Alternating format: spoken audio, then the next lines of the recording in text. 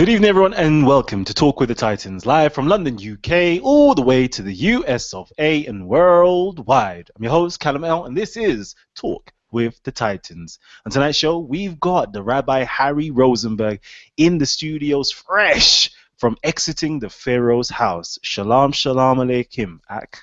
Alaikum shalom. Thanks for having me. I appreciate it. Excellent, excellent. Wow, wow, wow, wow. It was actually a pleasure finally meeting you briefly. It was only briefly, I can say, at the debate.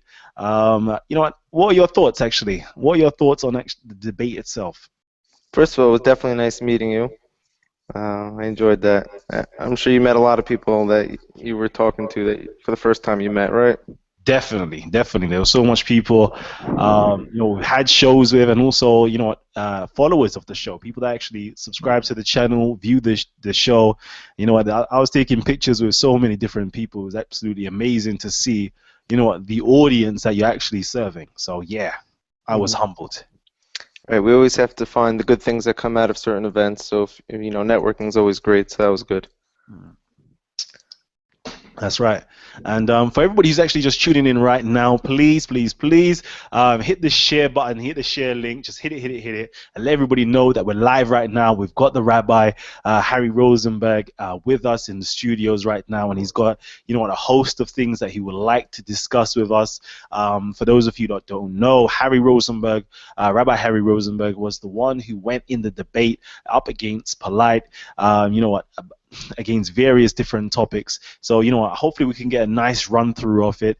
And, he's definitely got a treat in store for us today. All right. Okay. Well said. Thanks. I'd like to just start, I guess, once we're here, just to give a little feedback from the debate because, I'm not such a promoter or loud guy, but I saw right after the debate, Brother Polight, started talking about a lot of different things. In the world of self-promotion. So I just wanted to analyze a couple of things he said so that people can get a full perspective of what really transpired and see what we could do after that conversation. I have some ideas. Right. So let's just start. I guess we'll just start a little bit. I'll try to stick to the theme. First of all, I want to know within the community, when we're done with these things and we weigh in, is there accountability, so to say, when people say certain things if they twist truths, right? So I'm going to give a few examples of truths that were twisted by Brother Polight, and I want to know, is that something that everyone's okay with him doing just because, we share a certain skin color, or is there an actual accountability where people are saying, if you're going to speak to us and address us, please let us know the truth? So I just want to go through a few examples. If Brother Polight has anything he wants to say back to what I'm going to bring up, I'm all ears. I love discussions. The first thing which struck me interesting was, he made it very clear that since I was Jewish, part of my Jewish code was that I don't have to tell the truth to anyone about anything. So, he took a shot at my integrity and my words, which I found interesting because, first of all, he's not an expert in Jewish law that he could say that because, Jewish law was already codified over 1,000 years ago. And the only option a Jew has really based on that code is to be righteous, which means you have to speak the truth no matter what. Anyone not doing that is not living up to the Jewish code. But the funny thing for me was, I had suspected for a long time, and I mentioned it at the weigh-in, I mentioned it a few times at the debate, and finally it came out at the last seconds of the debate that Brother Polight used to be a high-level Freemason. He said it himself, which was, it was great for the community that we had that level of clarity. But the Freemasons, those are actually the guys who are sworn to secrecy and can't, and have to lie and can't really talk about what they're privy to, their inside information. So he let us know he was aligned with something which doesn't allow truth to be told. And he told us he was once in it and he's not in it. But, how do we know that's true? And if he's not in it anymore, the community should be up in arms with questions of curiosity, like what's going on with the FEMA camps in America? Like what's the plan for them? If they have these, we have the Georgia Guidestones in America where they speak about depopulation and etc. Can he comment on those things? So, there's got to be a community intervention of just like, what does this guy know regarding that? Because for me, it's hard to meet people are so high up on it. As he said, he was so high up on it. Once you do know someone, especially he's not in it anymore, we should have tons of questions. And for that matter, I felt I was in a room with a lot of Freemasons that day, which is okay with me, but it was definitely like, it was themed. So that's, I just wanted to throw something out there about the honesty and integrity, because once you go for a man's honesty and integrity, it's a serious claim, and I just wanted to throw that out there.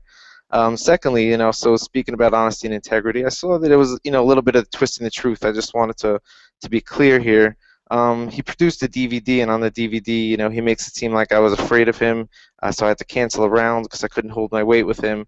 And then, he even shows video footage of them filming me when I wasn't aware I was being filmed in a side conversation with them, and then edits only certain words to make it seem like I was afraid and canceled. The truth is, and anyone who was at the debate would know this, is that he came quite late to the debate. Their equipment didn't work, for quite some time, and I had a flight that night back to Israel, and they only told me 1 week before the debate, the itinerary, the breakdown of the debate, and what time they actually wanted me to stay there till, which was like 9 something at night. So they wanted me there from 2 in the afternoon till 9 something at night. So that if you're going to ask someone to stay for something so long, you have to kind of clarify that at the time of booking tickets. And so I told them, listen, I'm willing to work within this time frame. I have a flight to catch, and you came late. You said to be here a certain time. I was here at a certain time. You didn't come on that time. So that was, already to cut it down a little bit. But he didn't let anyone know. He said on the DVD that he was being professional and I was being scared. But it was the exact opposite. He was being unprofessional and I was being practical. Um, and so that being the case, I'm going to go into a few other examples, but we're just to speak about, the rounds and the whole debate topic. So there was supposed to be 3 rounds. I said it has to be 2 rounds because I can't stay here till 9 something at night. It's just not realistic. And then, after the first round, I realized that he really wasn't coming with anything academic. It looked like he copied and pasted some things from other Israelite camps, which weren't really based on real Torah idea, but based on speculation and YouTube information. And then he had that whole, the whole guy where he paid the white guy to bow down and everything. And I realized this wasn't a debate. This was some type of fantasy he wanted to have unfold for whatever reasons he wanted to have. I'm interested in, an intellectual conversation. So I think there's people who paid to see that. I think that even if that was happening, those people would have been upset because the live stream was supposedly really poor quality. So what I actually want to do here is publicly, make it known. I'd like to challenge him to, I wouldn't even call it a rematch because I don't even think there was a first match, but an intellectual one-on-one that could be, live streamed from our own homes. We don't have to meet anywhere. We should go at it where people can hear what he has to say, hear what I have to say, weigh in actually the actual facts of what he has to say. So if he makes a point, I can come back and say what I think about that point, which didn't happen at the debate, which is what debates should be about. Let's do it. Let's go one-on-one. And if he wants to charge people, that's up to him. But he should give everyone that paid for that live stream ticket a free pass to see that conversation, because I think there's people there who weren't satisfied with that conversation. So I'm up here to say, what just happened was, there needs to be, accountability from the community, that what he did wasn't what anyone was expecting to have happen. It was in his own little fantasy world. Secondly, I want to make that known and move forward to say, what can we do now to go forward? Because I think there's still a big conversation that has to happen.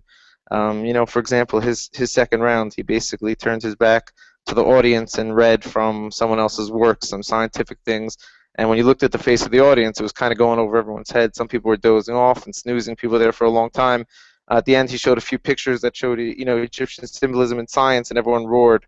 So, I could have also just picked up a book that's called Quantum Physics in the Kabbalah or in the Torah and read it to the people. But there's actual, there's got to be an exchange. So I'd like to have a platform where when he's ready, I'm ready this week. When he's ready, it could be this summer, whenever he feels ready.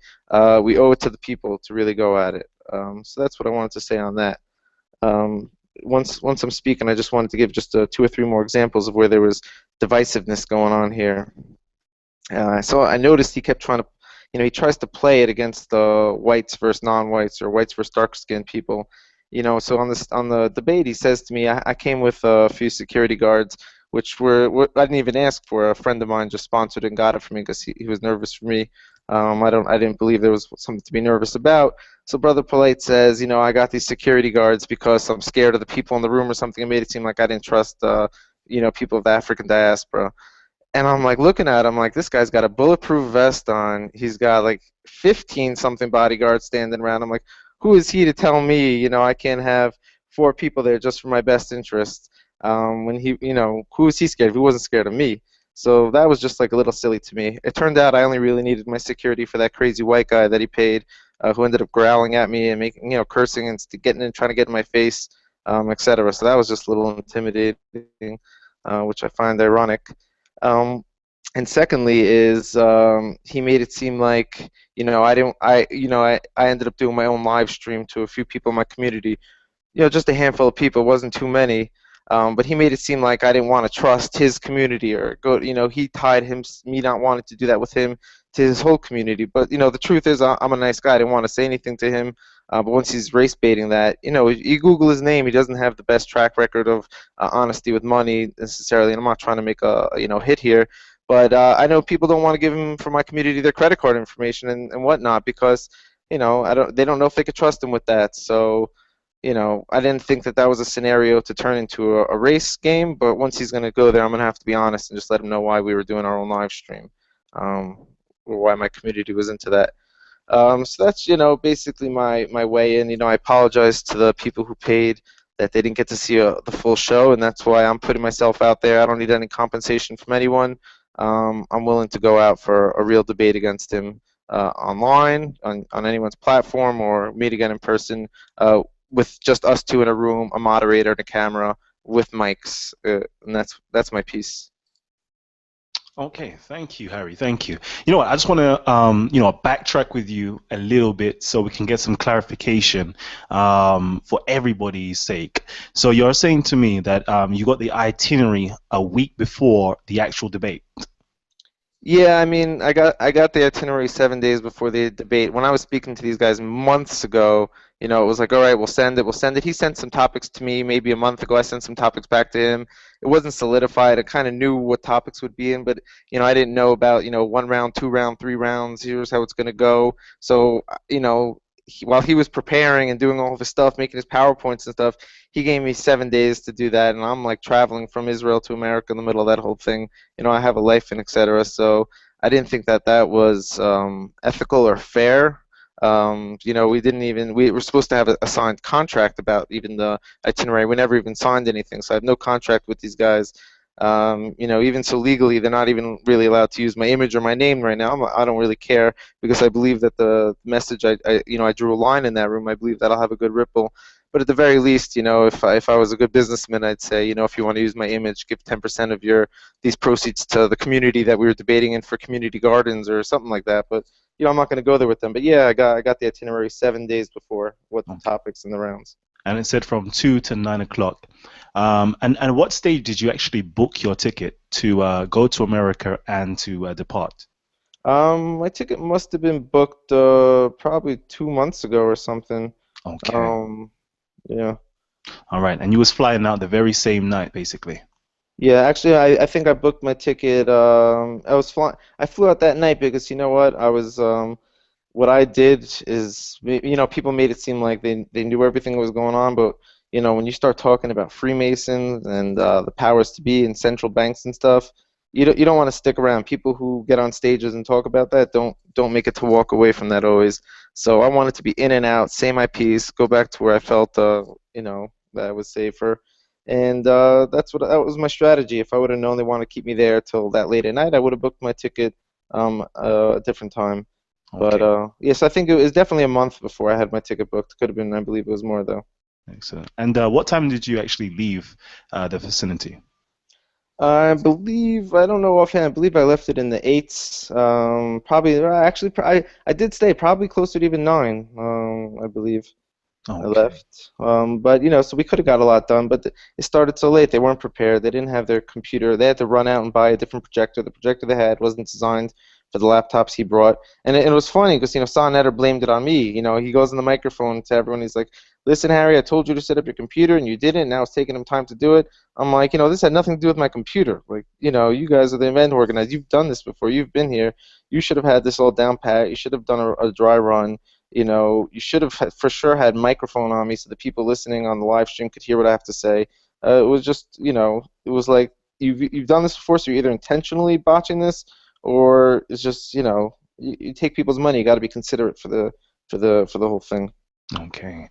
And I did, I was there obviously, and I saw that there was technical difficulties, and I was quite amazed that on the plus side they did actually go out and actually purchase a new projector, especially for the debate after they realized that it had broken down. So I would like to just throw that out quickly, just to know, like, they did try in that aspect. But yes, definitely there was technical issues that I believe prolonged the start time for it took roughly about an hour. Am I mistaken, or is that correct? Yeah, bro, probably makes sense. It's about an hour. So we basically lost out roughly an hour's worth of time, which obviously caused the debate to start later and for there to be a taking down or a removal of the third round. Well, yeah, and it was also Brother Polight came late, so between him coming late and that happening, it was. Okay, fair enough, fair enough. So you know what? Tell me about your round one. Tell us about your round one, because some people here haven't seen your round one, and you know what? Give us a run through of what you went through on your round one in comparison to what Brother Polight went through on the round one. Awesome. Thanks, I appreciate that. I just want to make one quick comment before. I had a friend just message me. People are asking in the chat room about a Facebook post I made that I was telling my community not to show up for security reasons. And I was on record saying that, and I just want to be very clear that not only have I been following these conversations and seeing what people want to do to me as far as cutting off my head, seeing blood from the Jew, etc. But I had a member of the Amon Ra squad suggest that when I showed up there, they should just put handcuffs on me, etc. It all kind of like peaked when Brother Polight posted a picture of him stepping on my head. Which definitely reminds Jews of certain Nazi propaganda, very similar imagery. The people who sponsored kindly my security guards said that they're not going to put the Jewish people in this room with people who want to do harmful things to us. And at the end of the day, I'm happy that there weren't really a lot of Jewish people there, or there's a few white people I saw, because when he paid that white guy to get on the floor and kneel, and everyone got up in the room and they were doing their Black Power chant, which I'm okay with. I believe in national pride. But that just wasn't an environment for someone that they deemed the enemy to be there. That was just totally inappropriate. People were making mean faces and cursing at me all night. So yeah, I'm very glad that there wasn't a mixed community, but I think that there's no reason why our community shouldn't be able to get together. Okay, so I'm not racist, but I'm just realist. We got to protect our individuals. Okay, so back to your question about the first round. Before you go into the first round, you just mentioned something. I'd like to know as well, was there any love? Did you receive any love from the audience that was there? Oh, that's an amazing question. I actually did get a nice amount of people coming over me, shaking my hand, being very respectful, very kind, from different communities, from the Moors, from the Hebrew Israelites. People were wearing their Egyptian gear, so that was nice to see. That was nice to see. Excellent. So yeah, continue. Cool. So the round one is basically what I was saying very concisely and very clearly, was that there has to be a redefinition of God. Because the question was, can the Jews and the dark-skinned African diaspora man share the same God? First of all, they already are, because if you look what's going on in Igbo land and other places around the world, there's a global unity happening on the God of Israel, the people of Israel. So it's already too late to have that question. That's moving it full forward. But what I was trying to show was taking out the metaphysical and the legends and bringing it down to, the human relationship between technology and plants is everywhere that a relationship between humans and gods were. So to leave out all the mystical stuff and just make it a human narrative. And then I tried to, break that down, and then I showed that those things that we use to connect to God and elevate ourselves are now being held hostage to us, by the global powers, that we don't have access to things anymore. So how can we have a discussion on ancient religion, when those things that were the essential to the religions are being withheld from us? So that was my main point. My other main point was, if I asked Brother Polight, he never responded about we spoke about the third eye, the pineal gland, and how that was the central theme of the ancient Israelite worship as well as ancient Egyptian worship. If he's never had that experience, which is a very rare, unique experience, not everyone has, or everyone needs to understand what I'm talking about. But if he's never had that, I didn't feel he was qualified to weigh in on even the God conversation, because he's speaking about, it's like broken telephone. He's reading about God from people who are 2,000 years away from a mental experience of consciousness that now certain people today are re-experiencing. So I'd love to hear his thoughts on that, how he would respond to that if he has had those third eye experiences, and if he has, I'd love to interview him and grill him of what it was like, what his thoughts were on it, and how it affected him, etc. So that's where I was trying to go with that first round.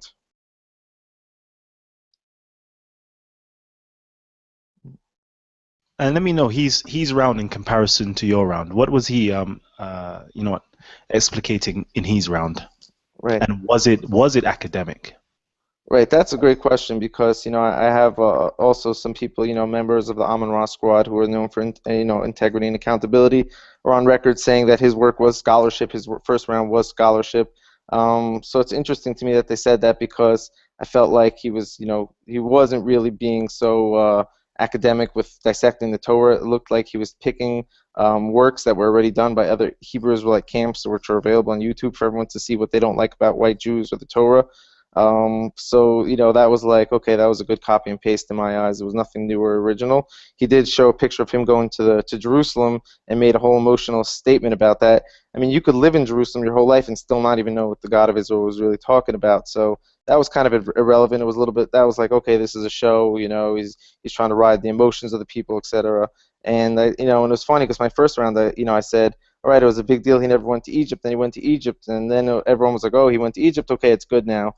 But I was like, did he go to where the Egyptians were going as far as consciousness, as far as their third eye, journeys and travels? Was he ever there? Because if he wasn't, it's irrelevant if you go to the location. So, and he showed a video of him going to Jerusalem, like he knows now what it's talking about. So that was like, that's not in the world of academic, or that's not scholarship. That's like showmanship. So that's why I'm down for a round two. Let's go information against information, where humans, the people can listen to it, weigh in on it, and then decide. Without without the emotions of the people in the room, I don't know if he'll have as much, without playing that into the whole debate. So let's see what happens. I'd like to see if he's gonna respond and accept my offer. That will be interesting. That will be real interesting because I'll definitely be happy to facilitate that or take it externally. You got quite a few questions over here. Let me pick. Which one should I ask you? Okay, so there's actually something that Brother Polight actually did mention, and he gave a particular quote. I don't know if it's a quote that mainstream Judaism holds by, but this is the question that somebody here asked you. Ask Harry, does the Talmud say Jews cannot lie to other Jews and don't have to pay fair wages unless they are Jews? And this question, I believe, is coming from DJ Dirty Mo. Okay, amazing. That's a good question. One thing everyone has to know about the Talmud, and I tried to break it down to Brother Polight before the debate so he wouldn't waste his time going there, is the Talmud is written with every single opinion, which is what it is. It's written lots of men's different opinions. For every single different opinion, there's one against it saying the exact opposite. And it was written in the form of argument. That is the nature of the Talmud. It's one big, tremendous argument. And all the truths of the oral law were encoded in this long, expelled argument, which is an argument based on a previous set of written laws, which is called the Mishnah, that came before the Talmud, which was just straight laws about how the Israelites functioned, their courts, their holidays, their daily life, etc. And then the next generation was like, well, when this law was written, what did they mean? What was the intentions? Maybe they meant this, maybe they didn't mean this. So the Talmud was written in the most confusing code ever, in Aramaic, mind you. So there's no Jew today who's qualified or allowed legally to look into the Talmud and extract a law or extract a custom or say, I'm going to do X, Y, Z because the Talmud says it. What ended up happening was there were sages of Israel who were of the Jewish people who were entrusted to pass along the law and the code, and every single generation it became more clarified. So we can go in the year 800 and tell you what in the Babylonian schools of Torah, how they were codifying, in the year 900, 1000. And this refinement process kept on happening, refining this argument of confusion all the way until the 1400s, where it was like officially solidified in Israel, in the north, in the Galilee, by a great rabbi.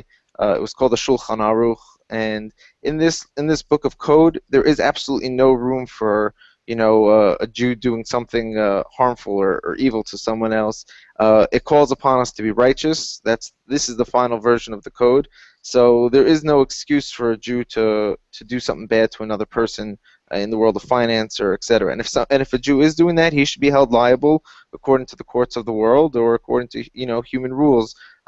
He's just not a good representative of the Torah. So anyone going to the Talmud to look at what the Jewish people are doing today, you're mismatching. You're taking an encoded document from 2,000 years ago and trying to apply it to people who've completely evolved and broke down that document for clarity. So. Thank you. Thanks for the clarification. And I'm going to try to read out some more of the questions that I've seen here. We've got another one. This is a good one. Did the Jews finance the slave trade?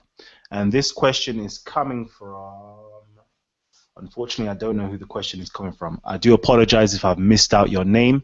But yes, did the Jews finance the slave trade? Yeah, so this is also part of my first round a little bit. You can't say the Jews alone financed the slave trade, but obviously there were certain Jewish people who did have money in the slave trade, potentially insuring ships, etc., alongside nations, Portugal, kingdoms, etc., of people were involved in this. So not just the Jews, quote unquote, but I was very clear at the debate, which was what I felt a big deal for me to come out and do, because I don't know if everyone from my community is willing to do this, is speak about, the central banks and the bankers and the Jewish bankers and the money, and, kind of expose that side of the whole picture, but to also show that these people were Freemasons. They were aligned with Freemasonry. So when you saw a Jewish star in certain areas, that didn't mean the Jewish people there. That was a Freemasonic sign for them as well. The red shield. This was their symbol.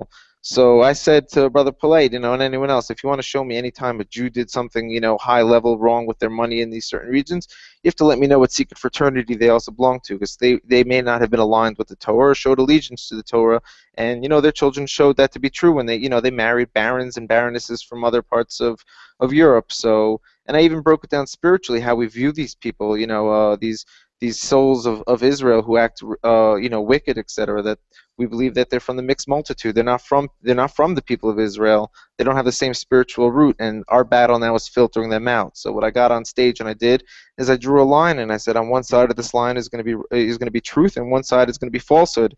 And that line, which I'm seeing now way after the debate, is still rippling. I'm getting people reaching out to me every day now at very high speeds, even apologizing for Brother Polight and how the community acted there. And I said, you don't owe me an apology. Just because you're the same color skin doesn't mean you have to take responsibility for them. 2,000 years ago, before certain white men were in Africa, African tribes were warring with each other, going head to head. It's not a color thing. This is a righteousness and a non-righteousness thing. So as far as slave trade, etc., we're going to have to all agree what's righteous, what's not righteous, and move together and have an open dialogue about that, which is the most important thing. Indeed. You know what? A lot of people are flooding the comment section with questions. Please continue. If you've got any questions for the Rabbi, please leave your comments down below. And we'll definitely have him answer some of those questions. But some of the questions, I do have to admit, they are a bit redundant, because I know a lot of you haven't actually seen the debate. So you're asking questions that actually transpired within the debate itself, and questions that took place when we had the questions and answer section as well. So what I'm going to do right now, whilst everybody's watching, and some people are going to be new, so I might as well just reintroduce the show to everybody. Because if you are new and you don't know what the show is about, Talk with the Titans is basically birthed out the idea that the intellectual giants, the titans of the community, should have a well-organized platform to present, discuss, and debate critical information affecting our community, proposed by you, our audience members, our community. Everybody who you propose to come on the show, we try our very hardest to bring them on the show. So if you've got anybody you want on the show, let me know and I'll try to get them on. As well, different types of topics you would like to have covered, propose them to me, and I'll definitely do my best to facilitate that for you as well. So if you're new and you like the feel of the show and you've checked out a few of the shows, please hit the subscribe button down below. We're actually going to have Brother Polight coming on on Wednesday. Actually, he's going to be coming on Wednesday to give us some real powerful information. You know what? You have to check that show out. So please subscribe. Hit the subscribe button, and when you hit the subscribe button, there's like a little bell in the top right hand corner. Hit the bell, and you know what? Just literally hit the bell. It'll tell you to get notifications. Get notifications, so you'll have reminders that will pop through into your emails or wherever else, letting you know that we are actually live or there is a future show coming up. And we definitely do have a future show with Polight. We also have a future show with Ishmael Bey from the Amun-Ra squad. We also have a future show with Zion Lexx as well. So if you want to see these great titans, please hit the subscribe button, and you know, you're definitely going to be in for a treat with the array of titans that we've got popping in. And if you haven't already seen, we had young Pharaoh in.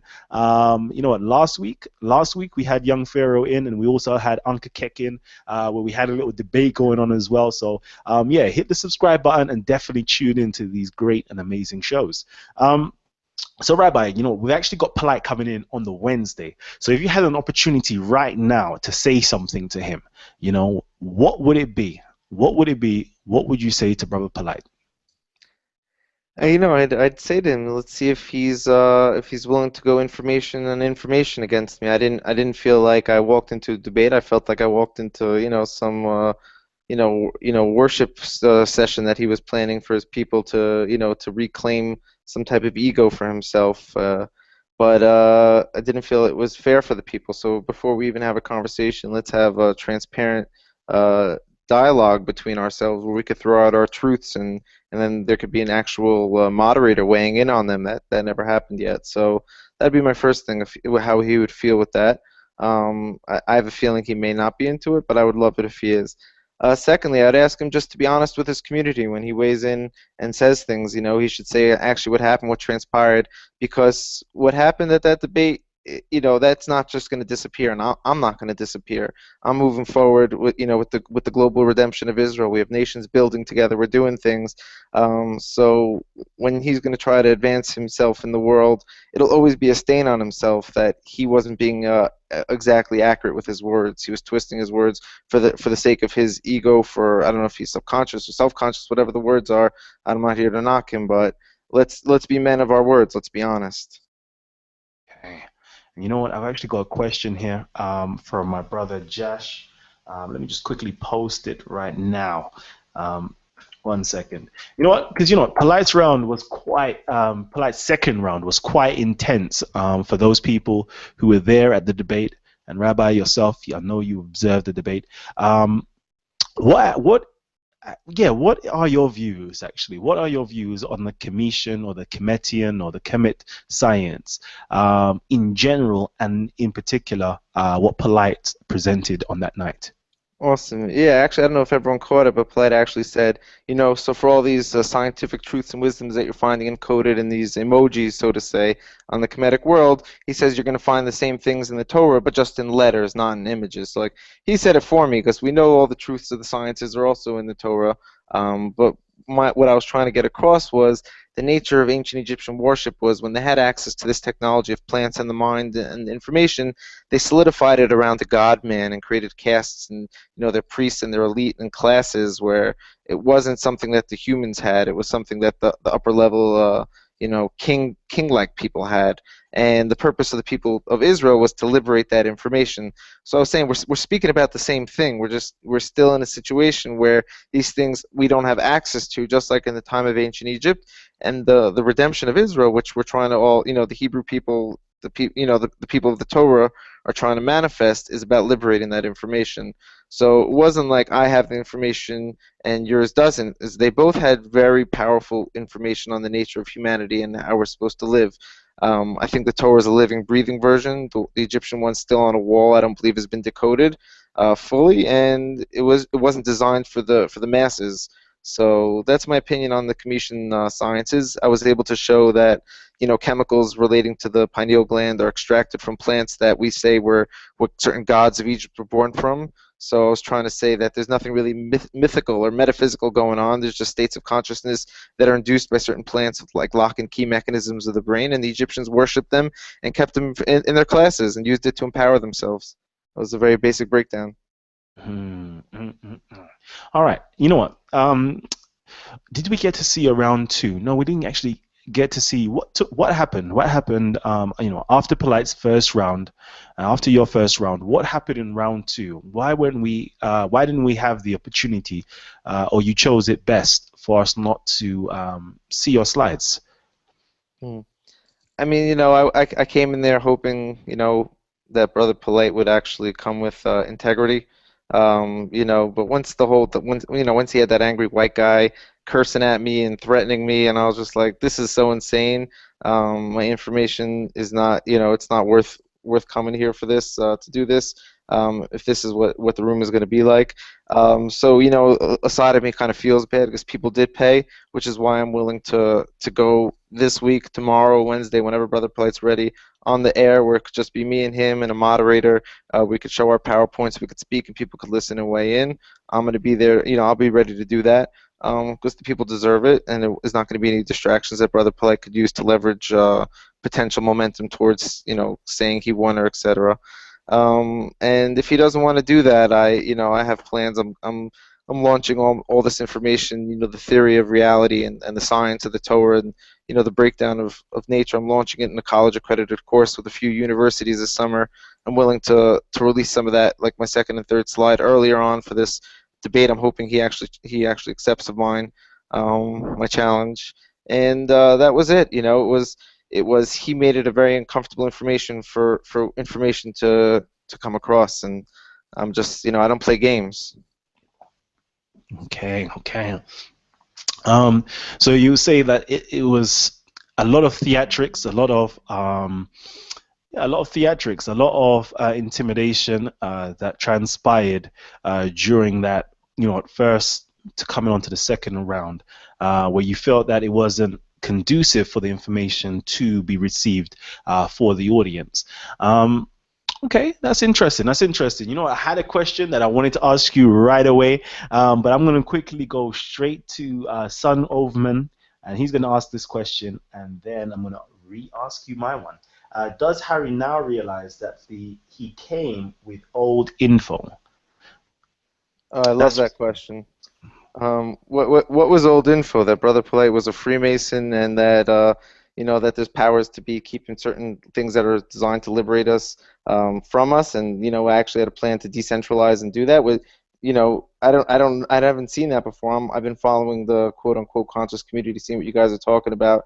I'm not seeing conversations about certain plants that relate to Egyptian gods, the God of Israel, how they relate to us, how we don't have access to them today. What's the reason that we don't have access to them today? I haven't seen that. If someone wants to show me a YouTube video of someone saying what I said, let them post the link. But as far as I'm concerned, that whole theme hasn't been publicly woven together yet. As far as the electricity of Egypt, the electricity of Israel, the powers to be, and a really, a really sensible plan to move forward to decentralize and create sustainable communities. I think that the full expression of, when they say quote unquote black power, the full expression of that is manifest when you have access to plants that are designed for you, as well as land where you could live on, and food. So that is should be the end goal for everyone. A safe place to raise your family and be healthy, and that's what I'm dedicating my life towards. So if someone's saying, "Oh, that's old news," I'm saying I don't think you just listen to what I'm saying, or I think you're just biased because I just I shook some foundations. We have to address what ancient Egyptians were talking about. Were they talking about mythical figures? Were they talking about actual states of consciousness through certain indigenous plants that you're finding from South America to India to China being used by ancient cultures? So let's go there. definitely. You know what? I'm gonna have to just get a little bit tough with you right about now. So bear with me. Bear with me. I want to know, were you unprepared to actually step in the arena with Brother Polite? I know you've seen the debates, potentially seen a few of his debates, and how the conscious community are in general over in the US, but actually stepping on stage or stepping into that environment and seeing a whole entourage, a sea of people sitting down, standing up, the whole environment itself, the energy that was circulating in the room.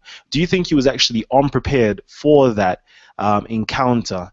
And do you think that it would have best served you if you had somebody who was alongside with you, coaching you, or being your right hand man, such as Lexx in the building, who could have potentially deflected certain attacks that was thrown your way, and you know what, help to elevate the vibe for you to actually be received. Uh, so, I'm definitely not intimidated to have been in that room. I walked in, with my head up. I spoke with confidence. I wasn't afraid at any point. But, Brother Polite, leading up to the debate, was just all he was talking about, how this is going to be different, this is going to be academic. I've seen some previous debates where people are screaming and yelling, and, it's not so organized. But I actually thought, it would be like quiet. He would speak, I would speak. It would be like a moderator coming in and being like, okay, you just said this. And Brother Polite said this, and how do we contrast these to each other? That's what I envisioned based on how we talked it up. But once I realized I was in somewhat of a show, I was like, okay, this is not happening. Mm, okay, okay. But But regarding, Zion Lex, I think it would have been cool if he was up there because I think any statement to show that humans of different colors could work together towards common truth is going to be the future of the world. So, if we wanted to help open that gate right now, it could have been a great time, but it wasn't its time yet. definitely, definitely. So you was expecting something a bit more, academic based, where we'll have, the traditional debate setup, but it wasn't like that. It was much more of, let's say, half that and half entertainment wise. Would that be a good summarization? I mean, if what he spoke about was academic, then I would have said, yeah, half and half, but I didn't even think the things that he came to the table with were actually of value. Each point, if we want to do a show just to go point by point of what he said, I will say where there's inaccuracies, or this doesn't really reflect Jewish values, or this is not even part of the future of Judaism that we're evolving into with this global ingathering, as far as the roadmap of how we relate to God in the future when nations of the world unite under a certain set of truths. So none of the things he said were really applicable in the conversation, one by one. So it was a lot of show. I just thought it was a big show, but I still made good contacts. I was happy I drew that line on stage about truth and falsehood. I've seen already since then other people. I'm not going to speak on behalf of anyone, but I saw Zion Lex already complain that Brother Polite portrayed him in a non-truthful way for the sake of self-promotion, as well as a few other people in the conscious community that I'm sure we all know their names. So there's a theme here, and I went on stage to draw a line about that theme. Okay, okay. You know what? If everybody out there is actually enjoying the information that you're hearing so far, please give us a big thumbs up. Let us know that you like the information. And if you don't like the information, just let us know in the comment section down below, what you would like to see that's to improve the show. And we'll definitely listen to what you have to say. Come on. All right. You know what? A lot of people are asking about Zion Lex. They want to know, have you actually spoken to Zion Lex since the debate? And what is the working relationship like between you and Zion Lex? And will we see some type of collaboration with you two to kind of solidify and show the community that both races can work together and fall underneath the banner of the Torah and being Hebrews or Israelites? Before you answer that question, I just want to let everybody know that I definitely will be posting the link out very shortly, in the description box for you to join in and ask the brother some questions. But I do ask, please be respectful. In Talk with the Titans, we have 3 rules. Is 1, keep your mics muted at all times. 2, respect somebody else's cipher. And then 3, what's the third rule? What's the third rule? No profanity. So please keep the swearing, the profanity to the bare minimum. Thank you. Okay. Yes, Harry. Sorry. I have spoken to Zion Lex since the debate. I don't want to say too much, about him because it's unfortunate for him that he gets hate from people that he loves and associates with. If he has any words with the white man. So I don't think the community's ready for our friendship yet. But I will say, I think he's planning a trip to Israel sometime. I know there's going to be a few very high-profile celebrities from the African American community coming to Israel for some type of collaborative announcement on Torah and the movement of the Igbo people in Biafra and the future of the people of Israel. So I know he'll be there. I know I'll be there. So we'll be in the same room doing very powerful things over the next few months. And that's why we could debate all we want, but the redemption of Israel is moving forward. It's not going to wait for someone to say you won, now you could do it. It's a global thing, and it's evolving and it's beautiful. So you'll definitely see things about Zion Lex, and me in the same circles going forward, because we both are firm believers of the Torah, and that's really what it comes down to. And whether or not we can have a public relationship, we have to wait for the certain healing to come over the community. But I will say he's a giant in his knowledge of Torah, of wisdom and understanding. He's really, really up there. So I hold very highly of him as far as his knowledge.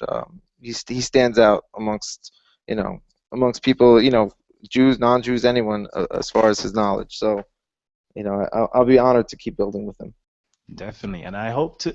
I got a funny feeling that we shall be seeing from Zion pretty shortly. And when I say pretty shortly, I mean pretty shortly.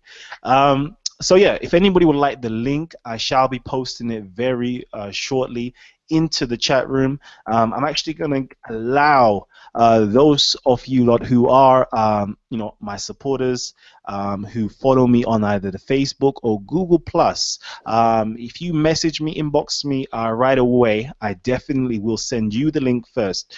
You lot will have priority for the link. So just inbox me. So who we've got here now? We've just got a few members that's joined us. If you're able to speak, your mic is open. Shalom, shalom. Shalom, brother. Shalom. How are you?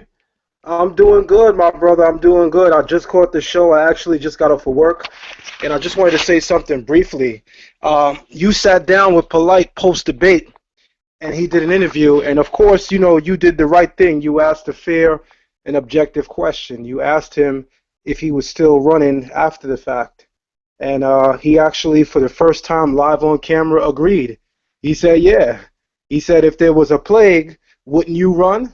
So this is the first time that you see Polight actually admitting that he would run from me, and he ends the point by saying that the reason why he would run is because I have the potential to destroy everything that he has built. So basically what he's doing is he's going on record establishing something that I said very recently. Polight simply refuses to debate me on any topic because he knows that debate would literally and figuratively end his career. With that being said, my brother, the point that I wanted to make and kind of touch on a little bit is the fact that he said to you while interviewing that Zion Lexx doesn't even believe in God, in my opinion, because how could a man take something and not get into a debate? He insinuated that somebody paid me to not debate. So here we're going to go. We got the rabbi on the phone right now. Sarnetta calls me and we're dialoguing, and Sarnetta says to me, listen, Polight does not want you in a debate. He goes, I want to do something that has nothing to do with Polight. I want to give you $500 to come out of the debate. I said to him, me being a very intelligent man, I said, call Rabbi Harry. I want him to hear what you just said. The rabbi is on the line, and he can speak to the truth that I'm saying right now.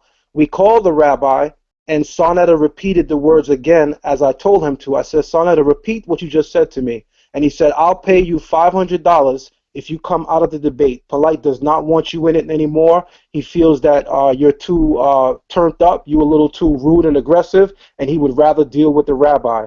So Sarnetta said, to kind of help with, you and putting in all the work that you have done already, I'll give you $500, man.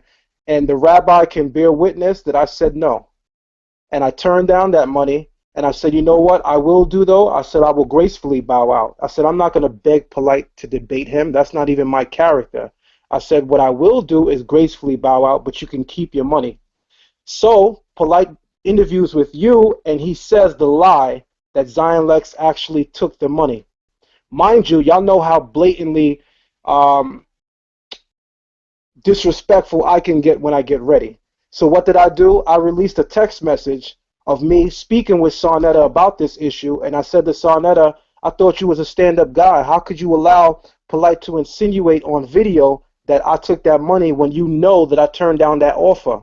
As everyone can see on Facebook, because I posted the screenshot read from Sarnetta, I told him that that was not true. Sarnetta words, not mine, and Sarnetta's phone number is up there too. Reason why I did it like that is because I asked Sarnetta immediately after, he told the truth. I said, Sarnetta, okay, would you allow me to come on your show and clear my name? I haven't got a return text yet. So I said, okay, if you're willing to leave my name out that greasy, and I don't mind leaving your phone out for the world to see either. Ooh, okay. Okay. Wow. Okay. You know what? It's only going to be fair. I don't want to do this, but it's only fair. I have to do this. Rabbi, can you confirm the story that the accounts that Zion Lexx, Brother Zion Lexx, has just stated? Yeah, you know, it was one night. It was the strangest thing that I've ever seen of, conference calls between us going back and forth, Saneter hanging up on us, and then him having a side call Polight and calling us back, and I'm like, well, whatever's going on, this is too much. I basically told Zion Lexx, this was originally his battle with Brother Polight. It's his call. He wants me to step out so he could take it. That's fine. Brother Polight was very assertive. He didn't want Zion Lexx in this battle. He just wanted it on me. He gave his reasons. Brother Polight looked like he was going to back out if Zion Lexx came in. I was there when the $500 was offered. I heard that with my own ears. For him just kind of stand in there and be there in the room, but not do anything, get that paycheck. So I heard all that go down. That's for sure. Crazy. You know what? You're hearing a couple of exclusives here, live and fresh on Titans TV. And let me just give you a quick rundown again. Please, for those of you who are new, please hit the subscribe button and subscribe to Titans TV. We do a lot of conscious lectures, interviews, discussions, and debates. Right now, we're live with over 265 people with Rabbi Rozenberg. You know what? And if you're into the debates, we have a Speaker's Corner playlist where it's a Speaker's Corner is basically an event that happens every single Sunday over here in the UK, where people from all different backgrounds and ideologies congregate simply to have debates. Consistently and constant debates, literally from early hours of the mornings to early hours of the morning the next day, basically. So please, if you're already subscribed, check out the debates. We have some Christians versus Muslim debates. We also have Muslims versus atheists, atheist debates, Jewish debates on there. What else we've got there? We've got Kemet debates on there as well. We've got a whole array of debates that actually takes place on Speaker's Corner. I'm pretty sure, if you get into this, you're gonna love it. And as well, of course, this is what we do. We have the talk show that takes place usually every single Wednesday. We do this, and we do have, random surprise, shows as this one, which takes place on a Monday or a Friday, or even a Thursday. We have quite a few shows that just pops up randomly. But Talk with the Titans, our last shows we had Brother Unk, the real black atheist versing a white theist. That was 3 days ago with Young Pharaoh as well. Young Pharaoh confronts Uncle Kek and the genetic shift. Brother Tazariak and Polight have a sit down. The after debate special where we had Brother Unk, Red Pill, Blue Pill, giving us a rundown, Zion Lexx. We've had so many Titans on the show, Polight, Sarah Suit, and Seti. So many different Titans has passed through on the show. Let me just quickly go through them. Shaka Ahmos has been on the show, the Amun Ra Squad, Team Osiris, Dr. Ali Muhammad, the Magi, what is his name? Lord Abba. Everybody has actually passed through the show. So please, if you haven't already subscribed, just hit the subscribe button and check out all the shows that we do. And as well, if you're interested in what I have to say, I do pretty good stuff on Kemet, 42 Laws of Ma'at, reading from the Medanetta itself. And I get involved with the debates at Speaker's Corner, and also, dedicate some shows or some topics to Muslims, some to Kemets, some to Israelites, and other little documentaries that I get involved in as well. And as well, please check out one of our sister shows, which is Trending Topics. This is really led by the females inside of the community. We did have talk about Beyonce and the backlash of her formation video and the effeminate agenda, and as well as slut shaming. So please check that out, as well as our African history and philosophy section, where we have Ranoka Rashidi and other great speakers give us some lectures. That's enough of self-promotion right there. let's get back into the topic of the day, brother Rabbi Harry Rozenberg. And we've got quite a few members on the panel that's joined in already. Rabbi, if you've got anything to say, let us, say it right now. Otherwise, I'm actually going to just bring, some of these members into the conversation. Yeah, I'm ready to go. Okay, excellent. So who do we have here? We actually have Ishmael Bey, and we also have Israel Doctrine on the show. So I'm just going to introduce Brother Israel Doctrine, and we've also got Sarnetta, who's just joined in right now as well. Peace to the King. You know what? I have to give a lot of love to the brother Sarnetta. He's actually, he was very welcoming when I arrived onto 125th Street. Joined in right involved with the debates. Sarnetta, if you could just pause or mute. Yeah, there you go. So yeah, I have to give a big shout and salute to Sarnetta and peace to you. Let me actually bring him in first of all, just to say peace. Peace. You're live on air right now. All right. All right. I want to say peace and black power to the family. What's going on, my man Titans TV? Good to see you this weekend. Last weekend, brother, we had some fun. But I'm just calling in because I hear a lot of lying going on. When Harry was here at the debate, I told him to his face that he is just like his mother and father. And what I mean by that is that there's no difference. Harry is a liar. Harry is begging for another debate. Cracker, let me say this to you, white boy. Number one, are you going to pay for it this time? Because I'm not giving you a dime. So if you want another debate, get your money up and we can get it in. Now, I'm being like this to you because you's a fucking liar. You getting on here and you lying just like your mother and father. There's no difference between you and your ancestors, man. Okay, listen. Being that Zion brought up the money, which I never did, and I told him that I would never say nothing about it. I'm hearing so much lying going on, and Harry Rozenberg was on the damn phone. When I told Zion, just the money that I offered Zion, because what happened was this. Now you're going to get the real truth, all right? Being that y'all want to bring up the money, and I told him I would never bring up the money, but being that he brought it up, now I can speak on it. This is the deal. Harry wasn't going to debate Polight without Zion Lexx stepping in the ring. Zion Lexx said, I'm not going to let Harry. He was like, nah, man, I'm out of here. So I said, yo, Zion, I tell you what, Zion, I'll give you $500 if you step away, not to be quiet, not to shut you up. I said I would give him $500 to just back off and let Polight deal with Harry by himself because Harry wasn't going to do it. That's what the 500 was for, not to keep him quiet or nothing else. You see what I'm saying? So that's what the money was for. Now, as far as him turning it down, I never heard him turn nothing down. And Harry never heard him turn nothing down because he kept saying, is it all right, Harry? And Harry said, all right, I'm cool with that. Sarnetta, this is me right now. Sarnetta. I know you're on the phone. Go ahead. All right, so since we all the way real, which I'm always all the way real, let's say this. Let's put it this and make it very, very clear. You did an interview with Titans TV and Polight being there, where Polight insinuates on camera that I accepted that money. You know I never accepted any money to turn away from this debate, right or wrong? Number one, Polight never suggested that you accepted that money. That's not what Polight was talking about. Well, I'm gonna say this to you, Sarnetta.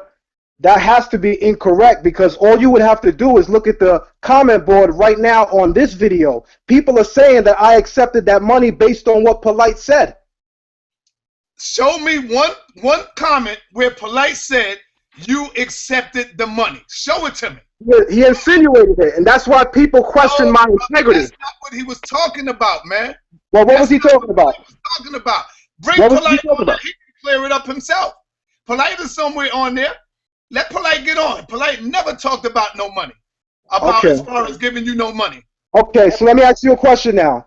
When I said to you via text message, Sarnetta, I thought you was a stand-up guy. Why would you allow Polight to insinuate on video that y'all paid me money when you know I turned that offer down? You text back to me verbatim, I told him that was untrue.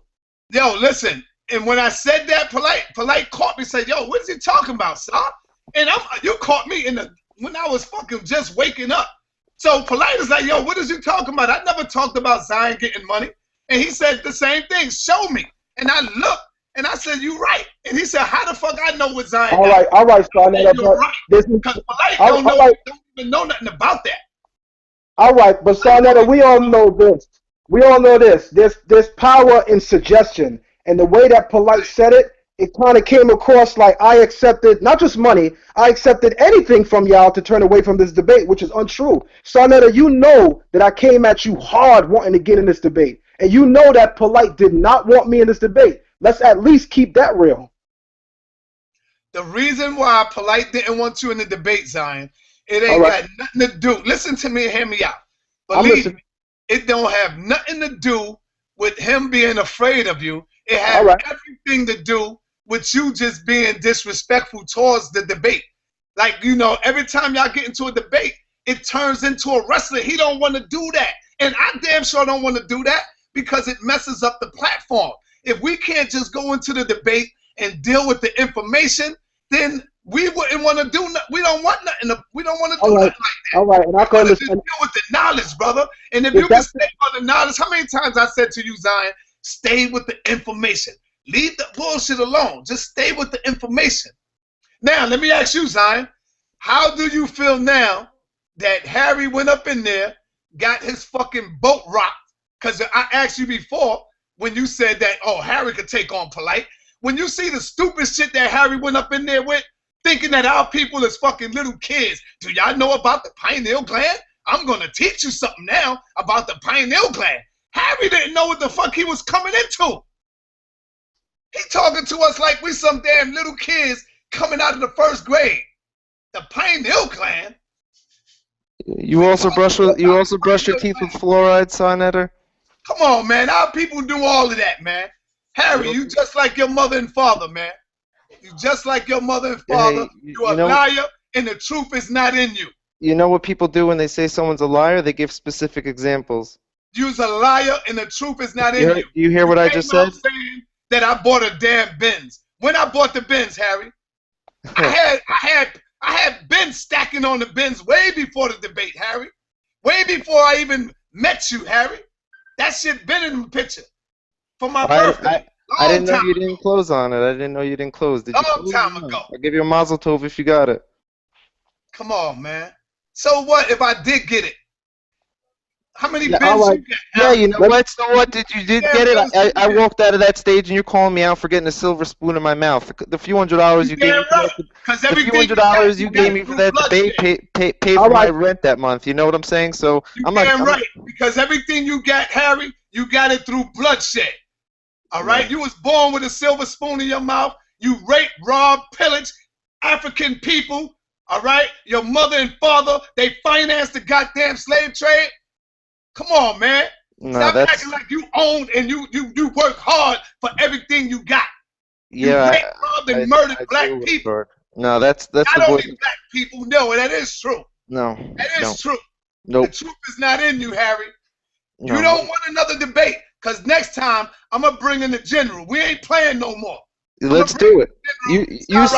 You said you didn't want Zion Lexx in this whole thing because you said you didn't want Zion Lexx in this whole thing. You wanted to keep it academic. You wanted to keep it information, no emotions. But the whole entire thing you did was emotions. It was the exact opposite of what you said. I said that, or Polight, or me. Well, you just said the conversation with Zion, which you warned him, and why Polight didn't want to fight him, is exactly what you guys ended up doing. Let me ask you, Harry, why are you going over the old shit? Let's get something new going on right now.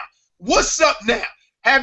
Do you admit defeat? Do you admit defeat or what?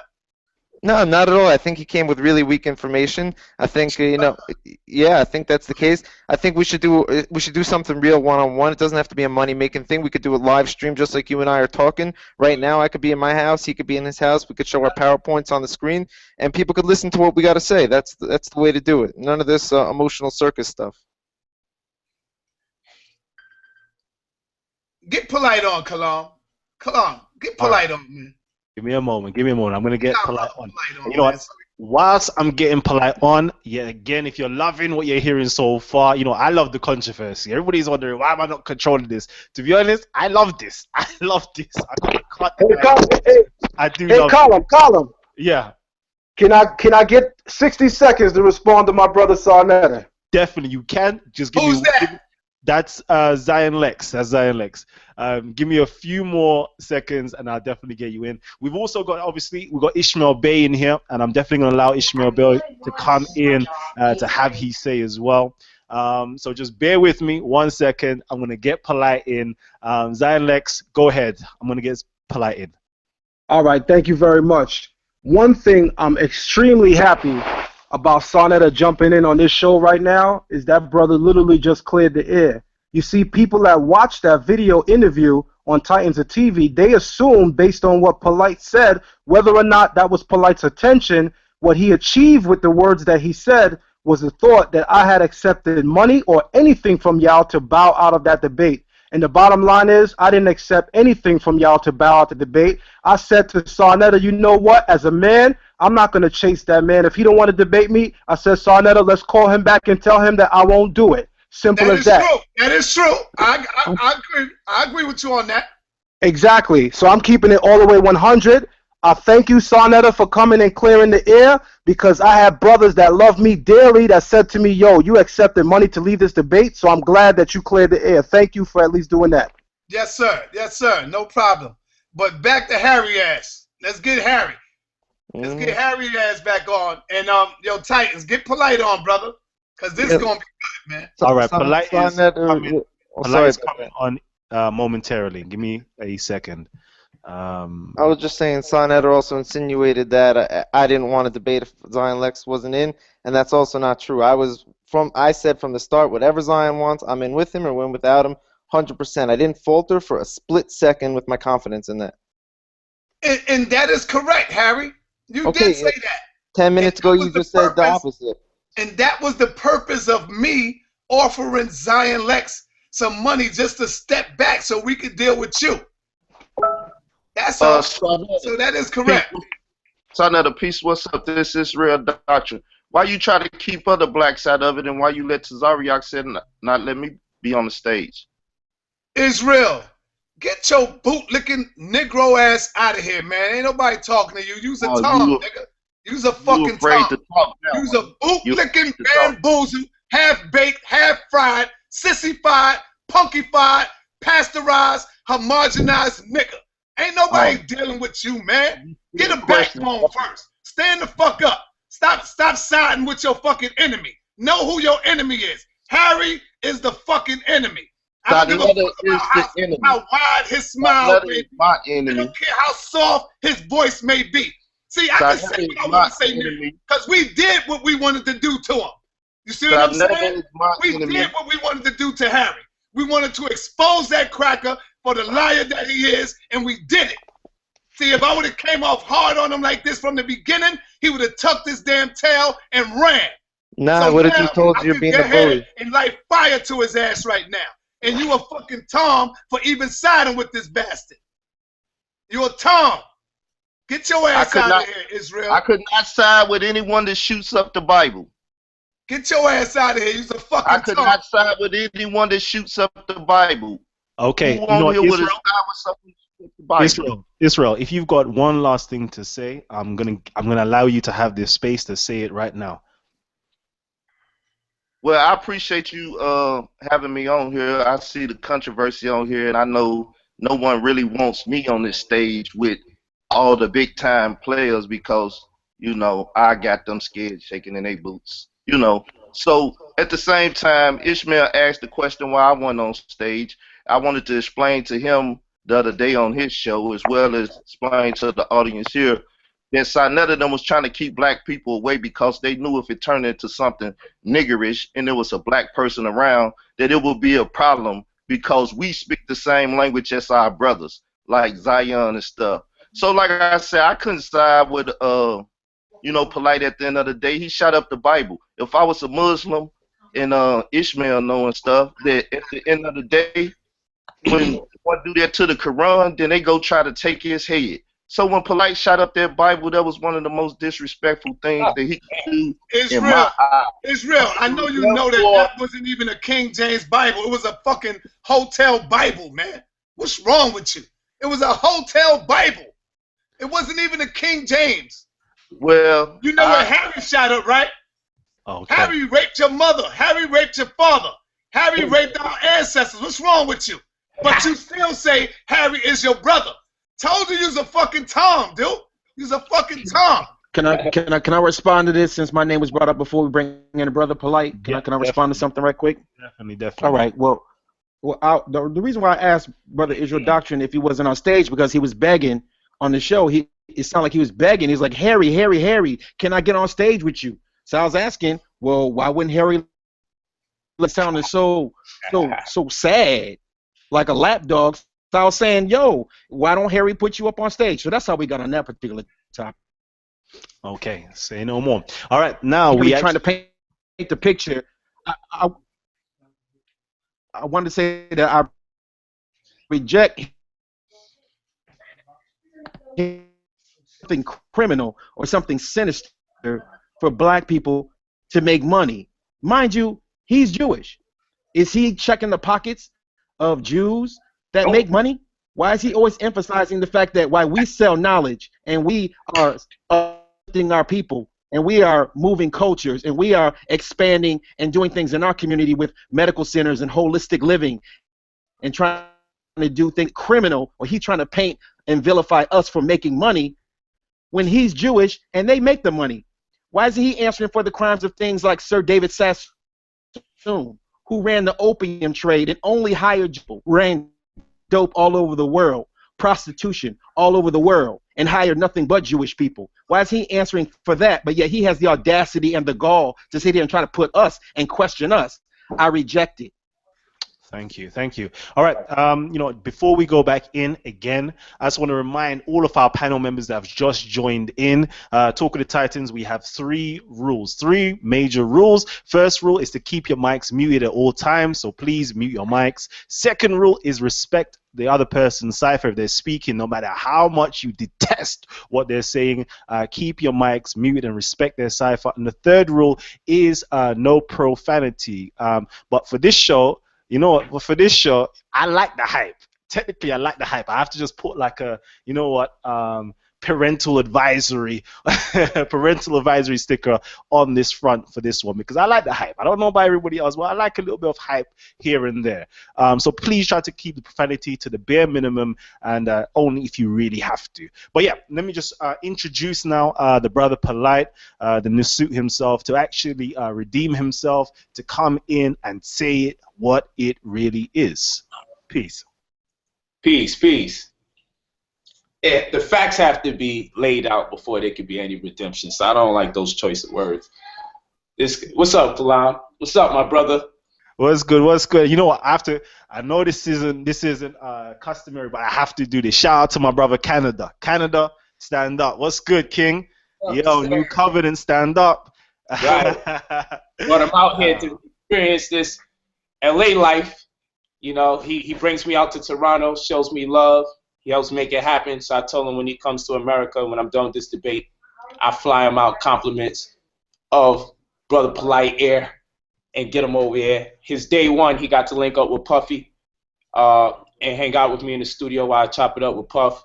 Shout out to my man Puff. After a lot of building, my man's opened up a school in Harlem. Just that quick. So I think it's working, my game plan. Well, we talk about that another day, but shout out to Puff. I am Diddy. You already know he's doing a great job. He's opening up a school for the youth in Harlem. And right now we're presently looking for school teachers that want to contribute and participate in the project. But the school is there. We got it. But anyway, we move forward. That's Harlem Stand Up, New York Stand Up. Let's show some love for the young phenom and everybody else that's just pushing consciousness where it needs to be put. I hope that's great news for the people. So all of this right here, this Israel redemption thing and all that, cool. But them black babies going to go to school in Harlem, compliments of black men. Now that's worth talking about. But we could do this show. We could do it. What's up? Definitely. All right, let's get it in. Let's get it in. So you know what? I'm gonna open up the mic for Zion Lexx to actually get it in right now. So Zion Lexx, the floor is yours. You got damn right. So you got the greatest mouth of the South on the phone right now. A brother who will call into question another man's integrity, yet will do as much as lie so that this man is assassinated and so that this man could never be seen as, formidable enough to enter the ring with such an individual as he is. And where I come from, whenever a person got to take a low blow, whether a person got to assassinate just to avoid dealing with somebody, that person is usually what we call pussy, where we from, straight like that. So I'm watching a man, a grown-ass man with a family, grown-ass man, will go on TV and insinuate that I was paid or I was given something to be quiet or to come out of the debate. And he even added the audacious statement that I don't even think Zion Lexx believes in God, because any man that would accept something to come out of a debate don't believe in God. Well, guess what? Your man Sarnetta just proved on air that you was fucking lying. He said I didn't accept nothing. I wasn't paid no money, nor was I given anything to come out. I said to Sarnetta, as a grown-ass man, I will gracefully bow out because I see that this nigga do not want to see me. Period. That's what I said. So for that brother to go on camera and talk like, he the mouth of the South, all it really does at the end of the day is it exposes him. You see, where I stand right now, I don't need to call his name again at all. I'm actually finally good. I don't need to call that brother's name. I needed him to do one thing: admit defeat or step in the ring. You self-defeated any time that you have to lie in the next man, and when it's clear to everybody that you're still running. So when it comes to that man, and I've always said this, and I don't care if my Israelite brothers don't like this, I love that man's family. I will never speak bad about that man's family because that's the God consciousness in me. But we're talking directly about that brother. Yeah, man, that's some funny shit. When we can have Sarnetta on the phone right now, who will say, you know what? Zion didn't accept a damn thing. He wasn't given money. He wasn't given anything. He gracefully bowed out because Polight gave his reasons why he didn't want to deal with Zion Lexx. And Zion Lexx turned down the $500. He never received it. But Polight is on camera insinuating that I received it. So whose integrity should be called into question at this point?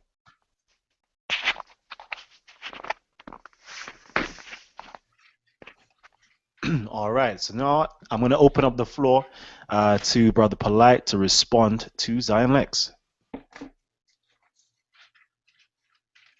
Yes, sir. Can you hear me? Yeah, we can hear you. I think you should reinstate the rules because the show would become chaotic on his behalf, because for a man to say he respects or loves my family, come out his face and try to inadvertently call me pussy, I think that's not tasteful. Every opportunity this man has to be around me in person, he never shows up. He never shows up. Not that he would get hurt. It's just that he never shows up. He never comes around after all this crazy talk. Now, I don't call him names, and I choose not to. So the first thing that I have to address is this man's obsession with me. That's why I don't deal with him. He's obsessed. Listen to this. All of this because of what? So let's go over this. I said I will not participate in anything dealing with this man right here because I feel he's overwhelmed by my personality. And because of that, it would be too much drama going on. Like him saying pussy. Like that right there is he's trying to create something in a space where it doesn't belong. If you don't want to deal with me, simply leave me alone. If you disagree with me and you want to qualify your disagreement by going into a dialogue about it so that people can have clarity online, then let's do it that way. If it is, in fact, that you just want to fight or you want to kill each other and shoot each other, then do so like a gangster. But don't come online, call me a bunch of names, and try to create a conflict where I can commit myself to something so you can now have the battery in your back to try to act on something I just said. No, if you're already pumped up and charged up, the next opportunity you get, come see this pussy in person and talk that recklessness. That's what gangsters do. You don't come online and try to impress everybody with cuss words and derogatory names. So no, I refuse to step down the stairs to deal with someone who has no self-control. He's the same one that's going to lose his mind if someone calls him a nigger. Then he goes out his way to call me a nigger. You see, this is what I'm talking about right here. Now, people may say, when I grow frustrated with this brother, yo, you gonna let him get under your skin? No, the problem is I am coming at the brother one way, right? So the way I'm coming at this brother, there's no reason for that type of energy. You have me on here, you have an opportunity to get me to communicate back so people can have clarity. Why would you try to create a situation for us to yell, curse, scream, and argue if in fact all you want is people to have clarity about where you stand as far as being paid? See, when people try to create those kind of circumstances, it's clear they don't want clarity. They actually want the confusion, so we never get clarity. So this is the problem that I'm having with the situation here.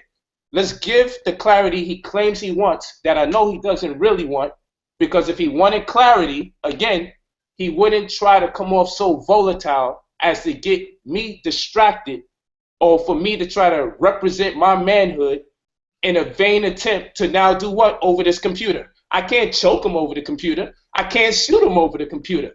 All I can do is talk back to him on the computer, providing I get a chance to speak.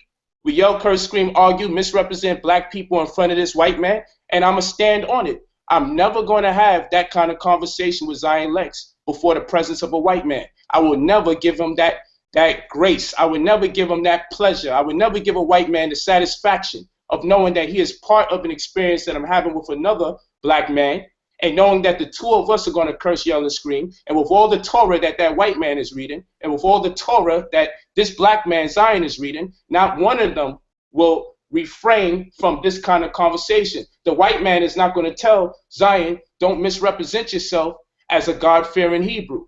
Zion is not going to find it within himself to say, I will not demean myself before the presence of a man that I'm having a problem with all the stuff that goes on in the black community, with the people selling drugs that Zion has to walk by, with the gang members that Zion has to walk by, with the Arabs constantly selling the liquor in our community, with the pimps and the prostitutes. It's me that's the pussy. But has he gone to a gang member and told him he's pussy for doing what he's doing in the community? Has he gone to a drug dealer and told the drug dealer, you selling drugs in the community, you pussy, I want to get you off the block because you might be killing the potential Messiah or the next apostle or the next prophet? No, he has all this gangster for Brother Polight, a man who's not even going to curse him out or call him any names, because I'm in a space where I don't want to sacrifice my life for a brother such as himself, especially before the presence of a white man that's afraid to show his face on his chat because he knows he's smiling and he's laughing as he sees a potential for two black men to go into a fratricidal war against each other. So let me just say that first and foremost. My young brother, who's probably older than me, I think he needs to just relax a little bit, because I'm not out to kill him.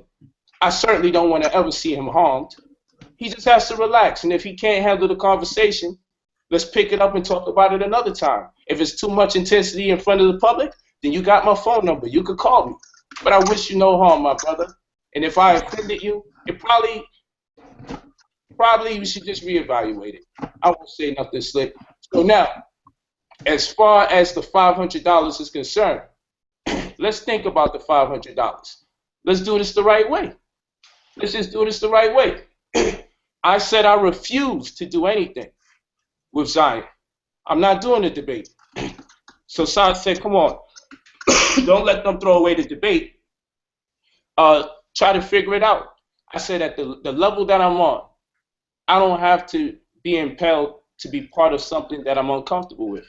I feel like it's going to be too contentious, and this white man is also going to be part, and Zion's going to be on the side of the white man, and I can't stomach to go to war with a black man who has a white man by his side. If I can help change the perception of this venue, I'd rather decline an opportunity from doing a debate against a black and a white man simultaneously, where the two of them are on the same side and it's going to be more contention with me and the black man than it would be with the white man.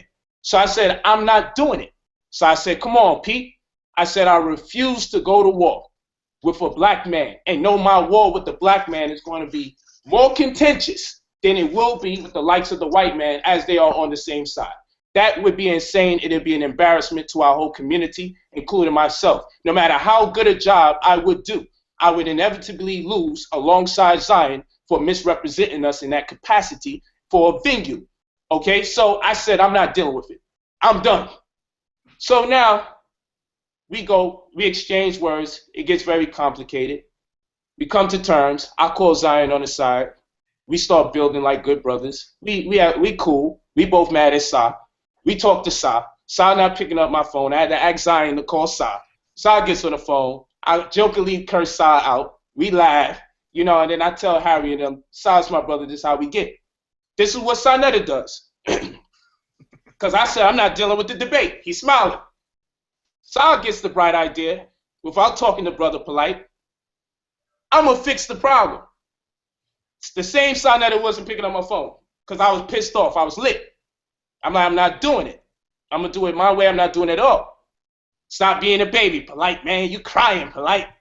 He know I don't like when he talk that shit. So we pissed off. So he don't pick up my phone.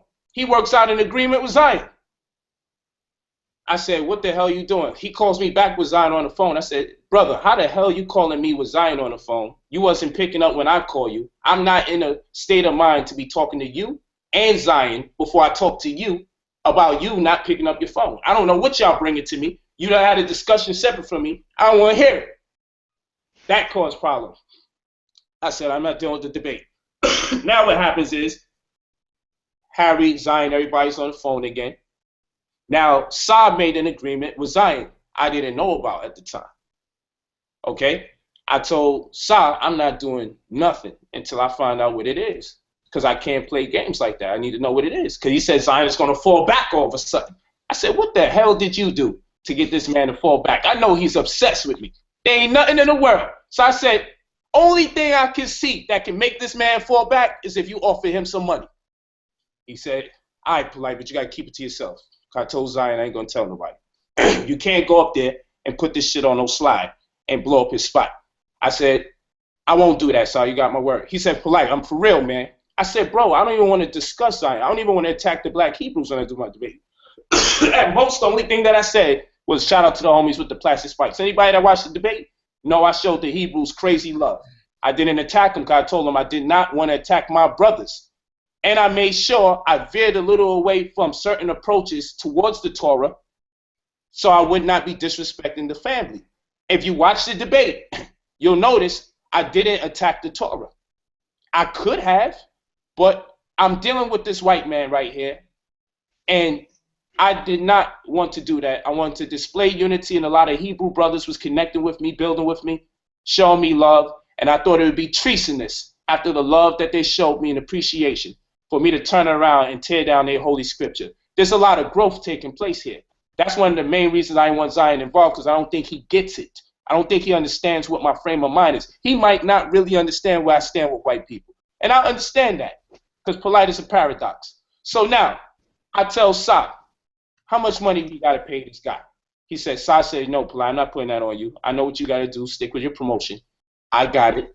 I'm going to pay him $500. So I said, this is the reason why Zion all of a sudden is chilling and he falling back.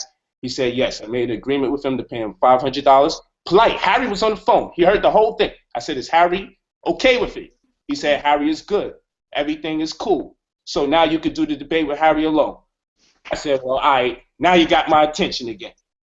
So I told him the terms and conditions I needed for it to work.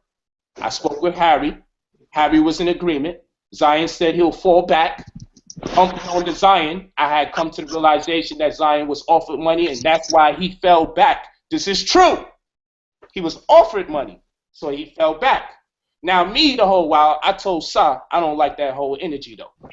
We got to bribe a black man to mind his business. This is the only reason this black man is being nice. This is the only reason this black man is not going to say nothing to me all these months because of the promise of $500 fucking dollars. I was pissed. So I said, you know what? I don't even want to do this shit again. I don't like that energy. If he's not gonna fuck with me, let him not fuck with me on the strength that he gonna just deal with me as a brother. He should have to get the opportunity to get hush money. And if you see it throughout the rest of the promotion, you ain't heard nothing like that. He came out, the day before the event and did a little something? That was the most quiet Zion has ever been when Brother Polight is getting ready to do something. And if you go and check the record, you will see it, because it was the promise of the big pie in the sky called $500. Okay? That's what it was, and that's a fact. So I told Sa, I'm going to go with this crap, but it pisses me off. So this is what Brother Polight do. I play chess, just like Brother Sa. So you know what I did? I didn't say Zion took money. I said enough so I could flush Zion out so Sa wouldn't have to pay him no fucking money. Because at that point, if I suggest that Zion might get something in exchange, Zion's going to have to come out and say, what? I ain't get paid nothing. And once he says that, he doesn't have to get paid nothing.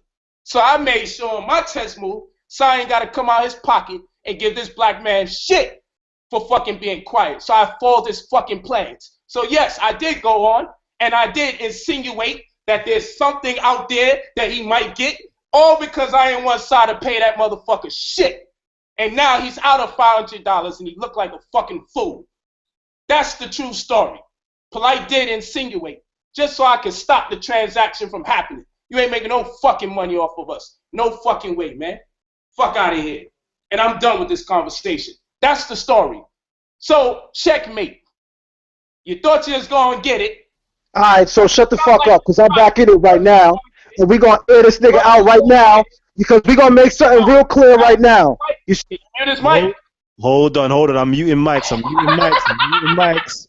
Even yours as well, Polight. Got to mute your mic. Everybody has to be muted. Wow. Oh, my gosh. Hey, Kalam, you got to let me respond. Of course. Keep your mic muted, and you definitely will have your chance to respond. He spoke 15 minutes. Let me respond. Definitely. Just keep your mics muted, everybody. Wow, it's going down. Jeez. All right. Your mic is muted. Everybody's mic is muted right about now. Listen, it's about to get turned up. Hold on. It's about to get turned up. If you're loving what you're hearing so far, please give us a big thumbs up. Share this link like crazy, because you know what is getting turned up. Everybody who's viewing right now, there's over 380 people viewing right now. I want to see that number at least go up by half. You know what? Zion and Polight are getting it in right now. Share the link. Google, Facebook, wherever you need to share the link, Twitter, wherever you need to share the link right now, because it's about to go down. Oh, man.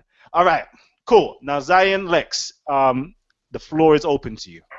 Thank you very much. We're going to uncheck that, mate, because that was no checkmate. What Polight is doing right now, for anybody that's watching that got any kind of common sense left in you, the man is straight up lying. Sarnetta just got on here and told y'all that I didn't accept any money, and I turned down that offer. I said I'm not doing that. I said I will gracefully bow out. There was no layover. Sarnetta wasn't supposed to pay me after the debate. Remember, they just included it just now. Sarnetta said that if I was to come there and stand, make a presence, that he would give me $500. I said no. I said I don't want that, but I said, you know what I will do? I will gracefully bow out. So watch how this is all playing out for people who are intelligent. Let's keep it absolutely 100 right now. Polight is getting a win right now in public opinion, a win that he could never get in the actual ring with me. So what does he do? He capitalizes off a situation that calls my integrity into question, knowing that his community already considers me a liar and knows that my community is very much against me because of my views. So he's banking on that and he's enjoying that right now. But the bottom line is, if you're really paying attention to what's being said, Sarnetta did make it absolutely clear that I did not accept any money, and I turned that offer down. But people are still bootlicking, people are still rubbing on Polight, and all this lets me know that Polight is definitely straight up corny, straight up whack. He's talking all that, Lexx won't see me in person and talk all this stuff. Let's keep it all the way 100, Polight. When I came up there to do my video against Captain Tazariak, you were standing right there with brother, what's the brother that got the gold fronts, man? The spaced out brother that be with Polight, man. You know what I'm talking about, man. The brother that joined New Covenant and then left. I forgot his name right now, but y'all know who I'm referring to. Brother Huh? Enki. You're referring to Brother Enki, Minister Enki. Minister Inky, my brother, Minister Inky. No shots fired at him. Polite and Minister Inky was on the corner the day that I did my interview against Captain Tazariak. Everybody know during that time, me and Polite was still banging. All this tough talk that Polite talking, Polite knows I was there by myself. So Polite, for you to act like you would have popped, knock it off, because you would have never popped on me. But the bottom line is, to get back to the real point at hand, Polite is extremely intelligent when it comes to wicked designs and straight up conniving. There's a reason why he got the conscious community twisted right now and has not only lied about money, but now he's lying and calling into question my integrity. This is why the Hebrew community called and named the brother correctly Apep, because his behavior is a snake. Polite knows good and well that I never accepted no money. Sarnetta, who's on the line right now, also knows I never accepted no money. So the fact that Sarnetta's involved in this actually surprises me, because I gave Sarnetta a lot of credit. Sarnetta may choose in this moment to let me hang because of my affiliation with Harry, and maybe I could get that. But still, as a grown man, I have to definitely look at Sarnetta right now and question that, because if anybody knows that Polite is absolutely full of shit right now, it is definitely myself and Sarnetta. So Sarnetta, as a grown-ass man, me looking at to you, my brother, I definitely have to look at you a little differently as a result, because you know right now that Polite is absolutely full of shit. You did not tell me that you was going to pay me after the debate. There was no $500 that I'm expecting. Look how Polite twisted the truth into a whole nother lie. In the video, he says that I accepted money. And here's how I'm going to catch the snake in the lie.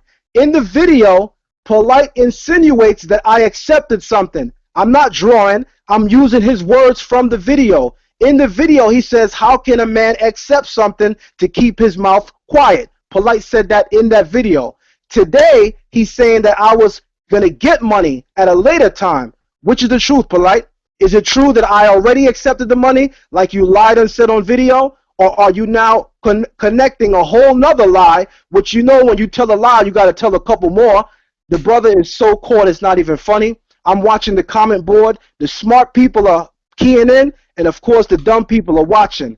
But the bottom line is, Polite already said it, and I don't need to call his name ever again. He can and will never step in the ring with me. He is not my intellectual equal. He is definitely not my physical equal, and he is damn sure not my spiritual equal. Polite can't hold me, period. I'm the first one to say that that brother avoids me like the plague. Ironically, what does he say in the video? If there's a plague coming, what do? You get up and get the hell out of there. And that's exactly what he's been doing since I've been all over that ass. So at this point, to be very honest, I'm not interested in talking that man's name. I'm not interested in coming at him. All I needed him to do was to go on camera and tell the people what we already know. You will never see me because you know you can never handle me. And right now, for the people who got a little bit of common sense left, you understand perfectly that Polite just created a whole nother lie to cover up the first lie that Sarnetta already caught him on. Sarnetta already said I never accepted any money. Sarnetta never said, but yeah, Zion, you know I was supposed to pay you money. He could have said that. Me and Sarnetta don't have a relationship greater than Sarnetta's relationship with Polite. Why didn't Sarnetta say, all right, Lexx, you acting like you wasn't supposed to accept the money in the end? Why you fronting, Lexx? You know that the deal was you were supposed to get the money after, so let's not front. People, did Sarnetta say that? No, he did not. And he had every opportunity to do so. So if you have any common sense left and you're paying attention, I hope you know that there's a whole lot of lying going on. Wow, wow, wow, wow. Oh my gosh. You know what? Wow, my throat. It's a lot, it's a lot, it's a lot. I want to actually open this up. You know what? If Sarnetta is... No, of course, I've got you. I want to open this... Clear it up. I want to open this up. Peace to the brother Roderick. Is that Roderick there? Yo, peace, King. Peace. Ain't good. Everything's good, King. Everything's good. You know what? I would love to open this up for Sarnetta as well to have his say if he's around. But if not, I'm going to bring it right back to you, Brother Polight. As well, everybody who's watching and is fresh to Talk with the Titans, Talk of the Titans was birthed out of the idea that the intellectual giants of the community, the Titans, should have a well-organized platform to present, discuss, and debate critical information affecting our community proposed by you, our audience, the community. So if you've got any topics you would like us to discuss, please post them and we'll get it sorted. As well as if you've got anybody else in to these types of talks, let me know who you would like, and I'll definitely try to make that happen. So you know what? I'm going to go straight back to Brother Polight, and yeah, what's your response to that? I'm just waiting for Sai to get back on, because apparently he didn't hear what Sai said. He was in conformity with getting paid $500, and as far as Sarnetta was concerned, he was en route to pay Zion $500.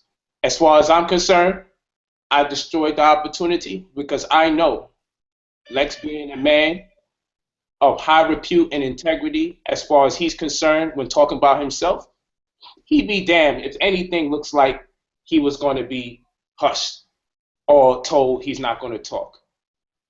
That's what I'm telling you. So once Polight said something, I knew automatically what he said. He put out text messages, screenshots, and he had to clear his name.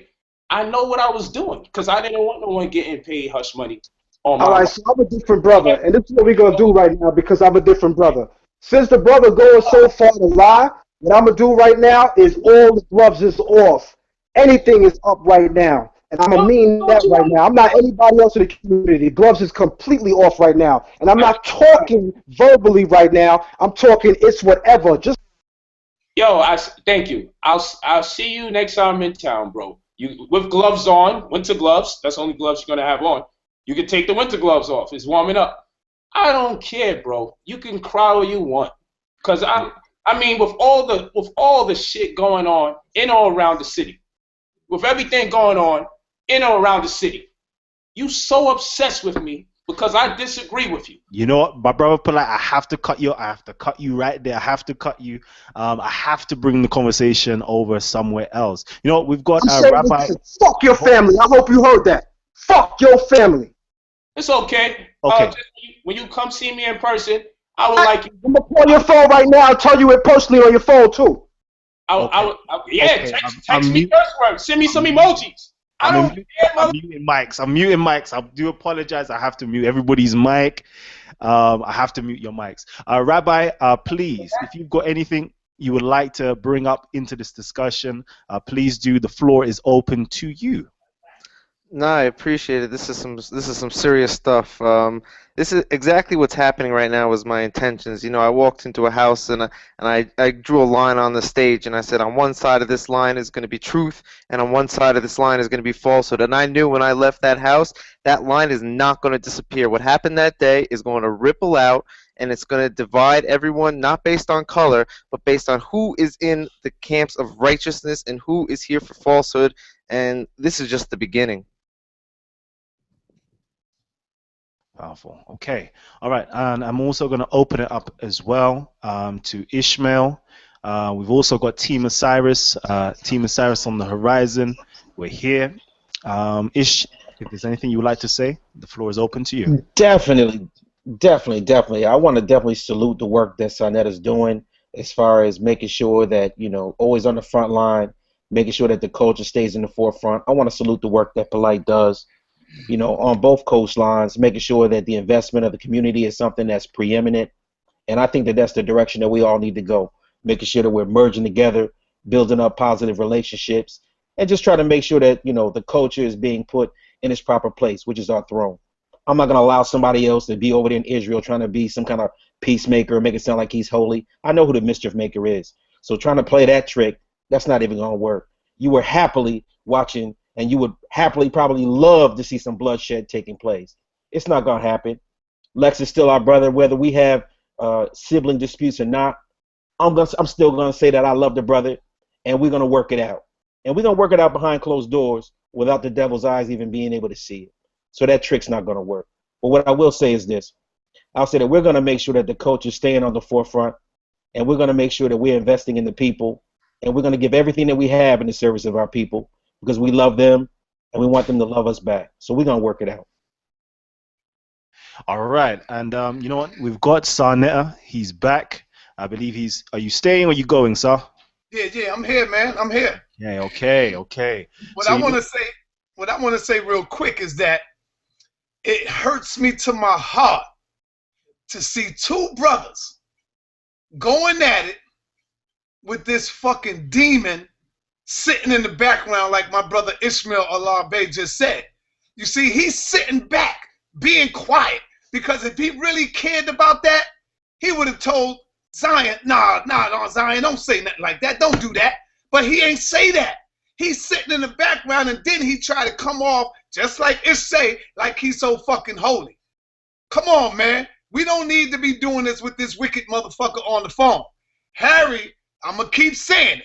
Because when I said it in your face, you got the mic and you said it loud. You don't know my mother and father. Yes, I do. Your mother and father history is written in blood. That I know. And my people is not asleep. We know that the Jewish demons are the worst of all white people. Even though you still a white man, there's no difference between a so-called Jew and a white man. All white folks are white folks. Let's keep it real.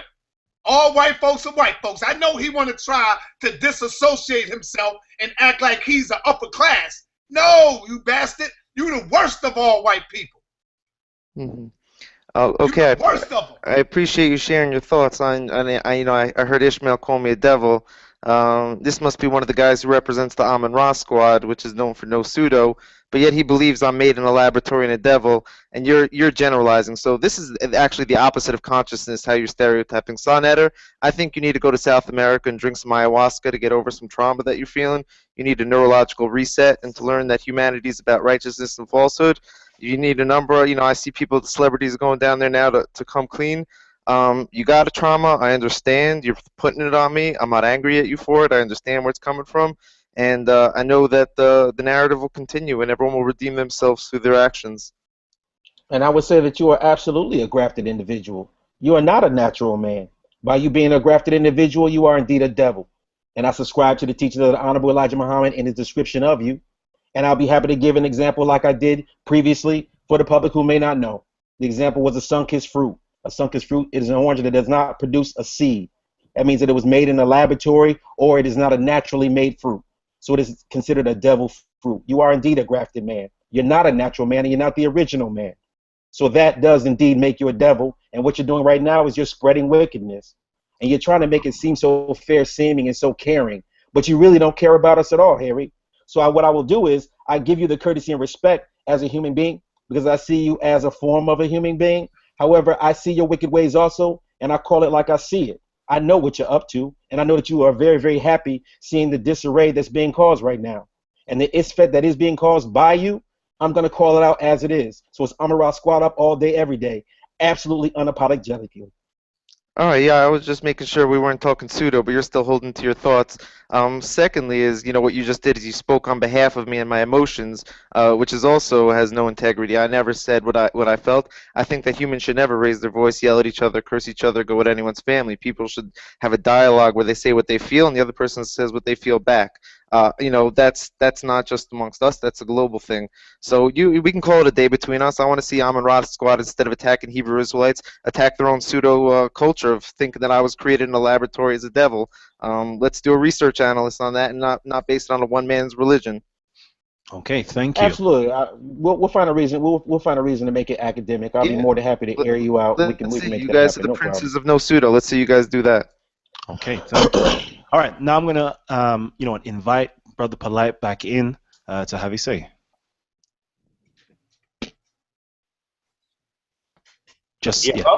Yeah, you're there. Okay. This is what I decided to do. I know exactly how to solve this problem with Zion Lexx. Let's say give him a debate. Give him a debate. No, I know what he needs. We're gonna set up a GoFundMe account so he can get that $500. Yo, we're gonna get a GoFundMe going. That's what we're gonna do. We're gonna set that shit up tonight, and we're gonna make sure that man gets that because he hurt about that situation. He hurt. So this is why I don't subscribe to no Torah teachings, no Talmud teachings. You can't spook me out because all he got to do is hear something he don't like. He disrespect the man's show. The man said he don't want them type of cuss words and usage of language. disrespect me. I love your family until I hear something I disagree with. Bro, all I know is you was offered $500. All I know, it was pending. You can't make me change my mind on that. That's all I know. You was offered $500, and I didn't like that. The fact that that's what kept you quiet. That's true. Harry was on the phone and heard it. Sarnetta was there. Sarnetta's not going to say, you said, hell no, I can't take the $500. No, we all agreed at that point that that's what it was to keep him out of the situation because he behaves like this. This is how this young man behaves. He's older than me, but this is how he behaves. So all I can do, I don't have no cuss words for him. He called me cussing and talking crazy. My man got on the phone. He hung up the phone. I mean, I can't do that on the phone because no one could touch nobody on the phone. No one can touch nobody. This ain't the first time we seen Zion all up in a bunch and upset. Like I said, he's going to kill me when I go to New York. So I'm looking forward to it. I'm looking forward to it. That's all. I don't want to see him hurt. I don't. Even in response to violence, I don't want to see him hurt. I'll just close my eyes when it's going down.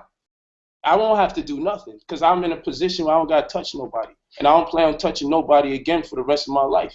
I'm never going to lay a hand on nobody I got a problem with. That's just a fact. That's how I'm living my life now. You know why? Because first time my daughter gave me a hug, I was in Rikers Island locked up for murder. I ain't never going to be in that position again. I promise my family. I'm not going to do that. I got to really be fighting against one of Harry's people for that to happen. I'm sorry. I wouldn't throw my life away for a black man, not even a Zion Lexx. You know, I don't even have a negative or derogatory term to say for him. I feel sorry for him because he's under this white man, and he doesn't realize he's being manipulated by his spirit and by his pseudo doctrine. And this is why we have to work hard to save our people. We have to do a Save Zion Lexx fund. We had 2 funds, Save Zion Lexx, and then the $500 GoFundMe to close the deal. Because if it were not true, he shouldn't have to lose his mind. He say that I'm not telling the truth. I'm not losing my mind. I'm just going to live my life. So let this be a lesson to my brothers and sisters out there. When you start hanging out with the pale Jew occult groups, it makes you more violent than you ever were before, and it leads you to wanting to attack. When you hear the brothers here, you know what Titans did? I don't like where this is going. Let me put mute on everything. You know what Sa do? Let me try to contact the brother, tell him calm down. No, Polight said, brother, I'm not going to disrespect you, call you any names, anything derogatory. When I see you, we'll see how it works out. No disrespect. You know what the white man does? Absolutely nothing. And the first thing he said is, this was my intention. When you play it back, play this whole thing back. The first thing he says after Zion gets violent, this is my intention. It could have been a mistake in usage of words. I don't think it is, though. I think it's an act of truth in the name of righteousness. And then this other guy on the corner, I don't understand what's his plight.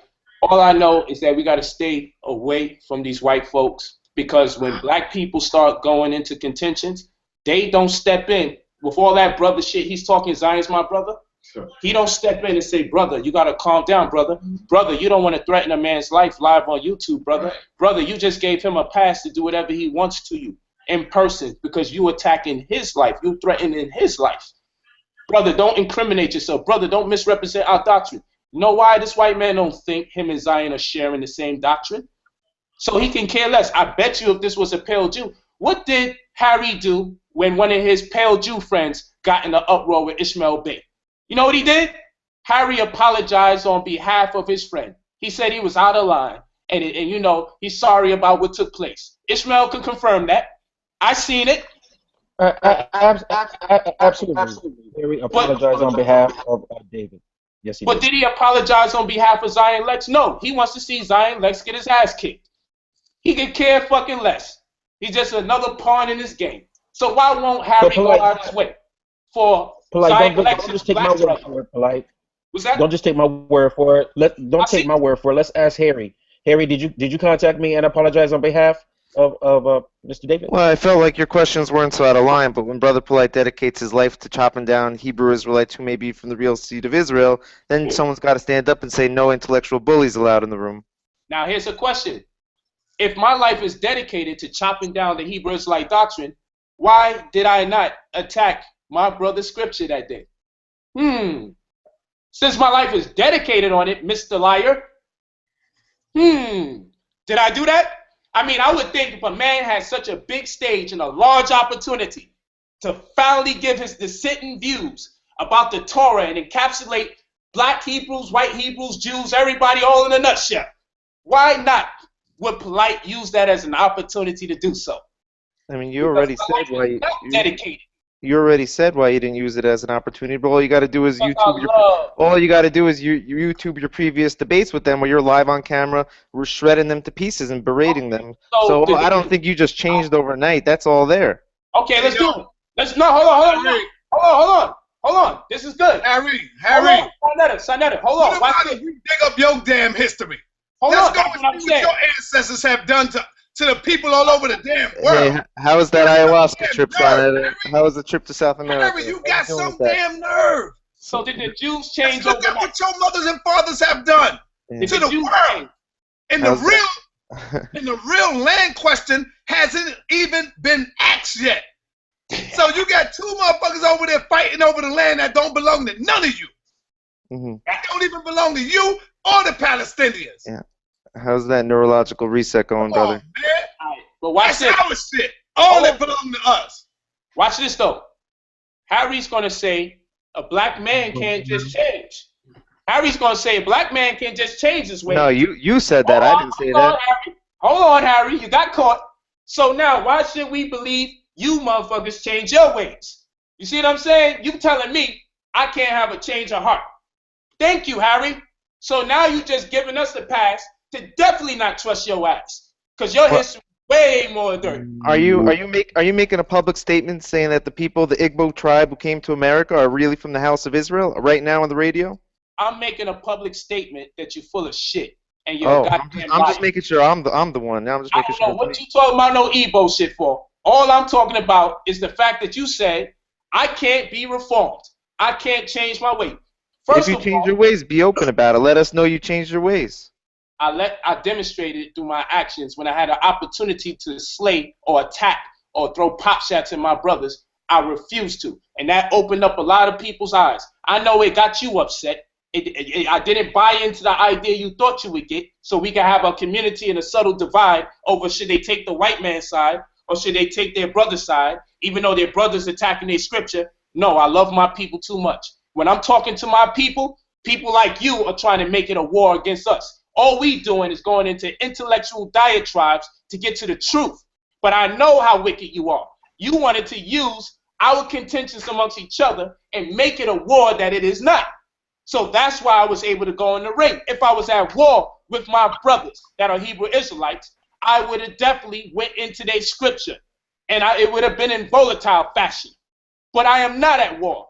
So you keep trying to impose this idea that there's this thing going on between my brothers and I that is not true, because it benefits you if my brothers and I are at war. You are a fucking liar. You say I made hundreds of thousands of dollars. I ask you, show the bookwork. Show the bookwork. Because if you can't show the bookwork, that is slander. You say the white man wore a swastika. You're the only one in the dark room that can see this white man with a swastika on his arm. Show and prove that this is true. Or we'll produce the white man again. Unless you tell us he had a painted on tattoo that only you would see in the whole crowd. You are a liar. And what you try to do, and the UCLA is going, the Jews are looking into me not teaching at UCLA. You are a coward. You got your ass kicked. And you felt inferior like you should. And rather than take your ass kicking, now it became, let's get the Anti-Defamation Jewish League involved. Let's see if I can rile the Jews up to want to kill Polight. Let's see if I can stop Polight from making money or stop doing lectures. Let me let them know someone's wearing a swastika. Let me turn his people against him and tell him that he made hundreds of thousands of dollars. Let me tell him that Sarnetta got a Benz he ain't even get yet. You think people are stupid. But we read the book. We see you. We see you. How you doing, brother Ishmael? We see you. We see him. How you doing, Polight? How you doing, Polight? Hey, Shalom, bro. Ish, did I get that email correct? When Harry informed people not to come to the debate based off of his family friends don't go, is that real? Yes, I read that yes, correct? brother.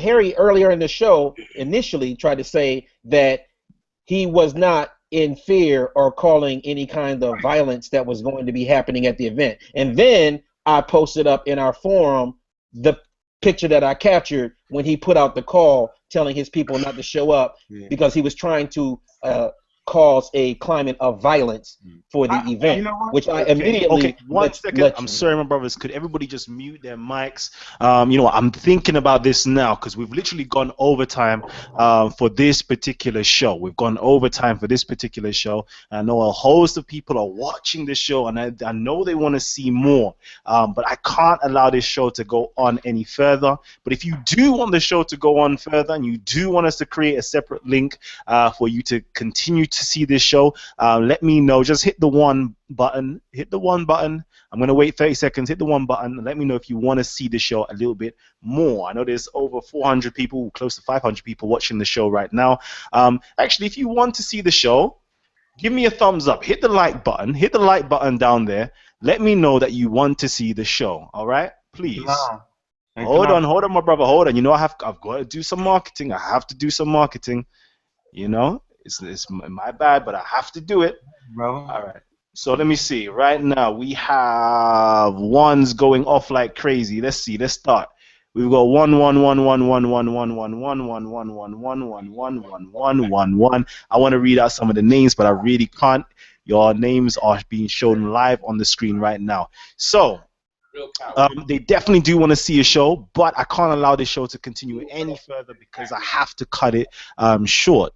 So if you do want to see the next part or the second part to this show, please just wait a little bit longer, and we're going to invite some of you lot on the show to actually have a dialogue with Brother Polight, with Ish, with Sarnetta, and so forth. But you know what? I'm actually going to allow Brother Polight to let us know what's coming up on Wednesday for your feature. Okay, on Wednesday, we'll discuss the terms if we could possibly get the Brother Polight, Harry Rozenberg too. Yes, Harry got to just come clean. I got tough skin, so I'm not going to tell Harry the crazy things that even my brother would do. Hold on real quick. You know, first of all, when we do this, I just need to know, with all the times you see my little girls walking back and forth, you mean to tell me it is customary for a Hebrew to see little girls walking back and forth in my house, and when you get angry with me, say, you know what, fuck your family? You see, if I was a man that was just out of control and out of emotion, I'd be like this, knowing I can't put my hands through this glass. But we as black men got to have more discipline. Should I show a certain level of emotion, it's going to be calculative. I just want people to see why I don't believe in that stuff. Because all of that goes out the window the second someone disagrees with you. My little girls are walking in the background. That's cowardice. What you think? My little girls are going to come attack you? That's who you disrespecting. Fuck your family. If you can say fuck you, Polight, but if my little girls are walking back and forth, now you got to include my little girls into the situation? That's cowardice. And anybody that supports that kind of thinking and that kind of behavior, such as Harry, definitely needs to be condemned. But I don't expect much from Harry because I know what he's taught as a Jew. So on Wednesday, we will highlight some of the nuances of my rounds. We would go into greater detail for second round. If Harry didn't want to get rid of the third round, claiming that he was there at 2:30, knowing that the event was supposed to start at 4:10, Smack know he was lying. Beasley know he was lying. Saneter know he was lying. I know he was lying. We all looked at each other when he went on the stage to tell everybody, I was here at 2:30. Well, I was there at 12 o'clock. I wasn't late. But you asked me to get there at 2:30 according to your itinerary. That's right, to discuss the rules of engagement for us not to disrespect each other. That's what it says in the paper. But you stood up there and impressed upon the minds of the people that something must be wrong with Brother Polight because, hey, I was here at 2:30. I got to get on a flight. Who the hell is flying out to Israel? That shit is 15 hours from where I was at in Cali. Who's flying out to Israel the day of a debate that they knew was taking place months prior? 1. 2, he stayed there as long as he could have, and we should have did the third round. but because he told people he has to get on a flight, and hey, I was here at 2:30, even though the itinerary says we're to start at 4:10. That was bad. And you know what? And then Liar, Harry. But what You're time did we start? We started at like 6 o'clock. That's what time the first round was, not 4:10. Because Harry is so smart. When Saad told him, check your system to make sure your PowerPoint and everything. That's was right, Harry. You know Harry you a was- liar. Yeah, and then they blamed it on me, and then it was really nothing to do with me. You just had a faulty system. Brother Polight You should have checked it to make sure it worked, not me. went out to get a projector that's compatible with his computer. No, and yours. Don't even go there. And yours. Yours wasn't working either. They tried yours. Why are you? We found out. Not true, sir. That's the same projector that I use when I'm at the House of Consciousness Studios that everybody else You is. guys were trying with your laptop for like a good 40 minutes, half hour. Wasn't happening. Trying with your laptop. No, Well, no. My laptop was in my hands for a certain part of that effort, and you guys were trying with your All I laptop. can say is this, though, Harry. All I can say is this. That same projector is the projector that Polight uses all the time when I do PowerPoints inside Netta's house. Yo, you gotta look. I know it says you can lie to non-Jews in your Talmud, but yo, come on, man, you gotta light it up. Sometimes You're laughing now, but really, your laptop didn't work on it. You tried it, and I don't know why you're trying to insinuate that you didn't try your laptop, but it didn't work. Harry, answer that question with. Let's get to some information, Polight, because the people want to hear it. Answer that question. Is it all right that you can lie to people in your organization? That's not in the open. No, you can lie, but you know who can lie? Freemasons can lie, and I don't know. Polight, answer that question. Okay, one second. Hold on. One second. My brothers. Yeah. Nah. Man, Wait, right because I've got to cut this live stream right now. Y'all let me make this statement on this stream right here, right now, yo. I'm gonna do it on the second one. The second one is literally starting in the next 2 minutes. Yeah, It'll be starting in the next 2 Y'all let minutes. Kalam do what he gotta do, man. Y'all No. back Kalam up. And Polight, next time use on Rock Squad to help you out with your media, man. Yeah, why the media won't working Polight? What's up with that? Okay, No, no. We're going You's a to that. fucking Negro. You's a fucking Negro. Sarnetta, you a pussy. White man's Sarnetta, nigga. you Hey, White man's nigga. Okay. Israel doctrine. That's my Sarnetta, you a pussy. You a All right, pussy. you know just what? white man's Israel, nigga. Israel hold on. doctrine. Go ahead. Israel, are you? So now, let me get this straight. So I get cut the fuck off so they can just start cussing each other. No. That's not true. That's not true. So you know Really, what? that's exactly what the I'm fuck. going to publish the link very shortly for everybody to actually come in and see. You know what? The second part of this show. But you know what, Rabbi Harry Rozenberg to just kind of sign us out and give Israel doctrine, man. and Put give it in the chat, bro. Put the link in the chat. I will do. He done beat up enough white people this week. Shout out to my brother Michael Edwards, man. I want to give a shout out to Michael Edwards, man. That's might a real. as well give a shout out to Basim too.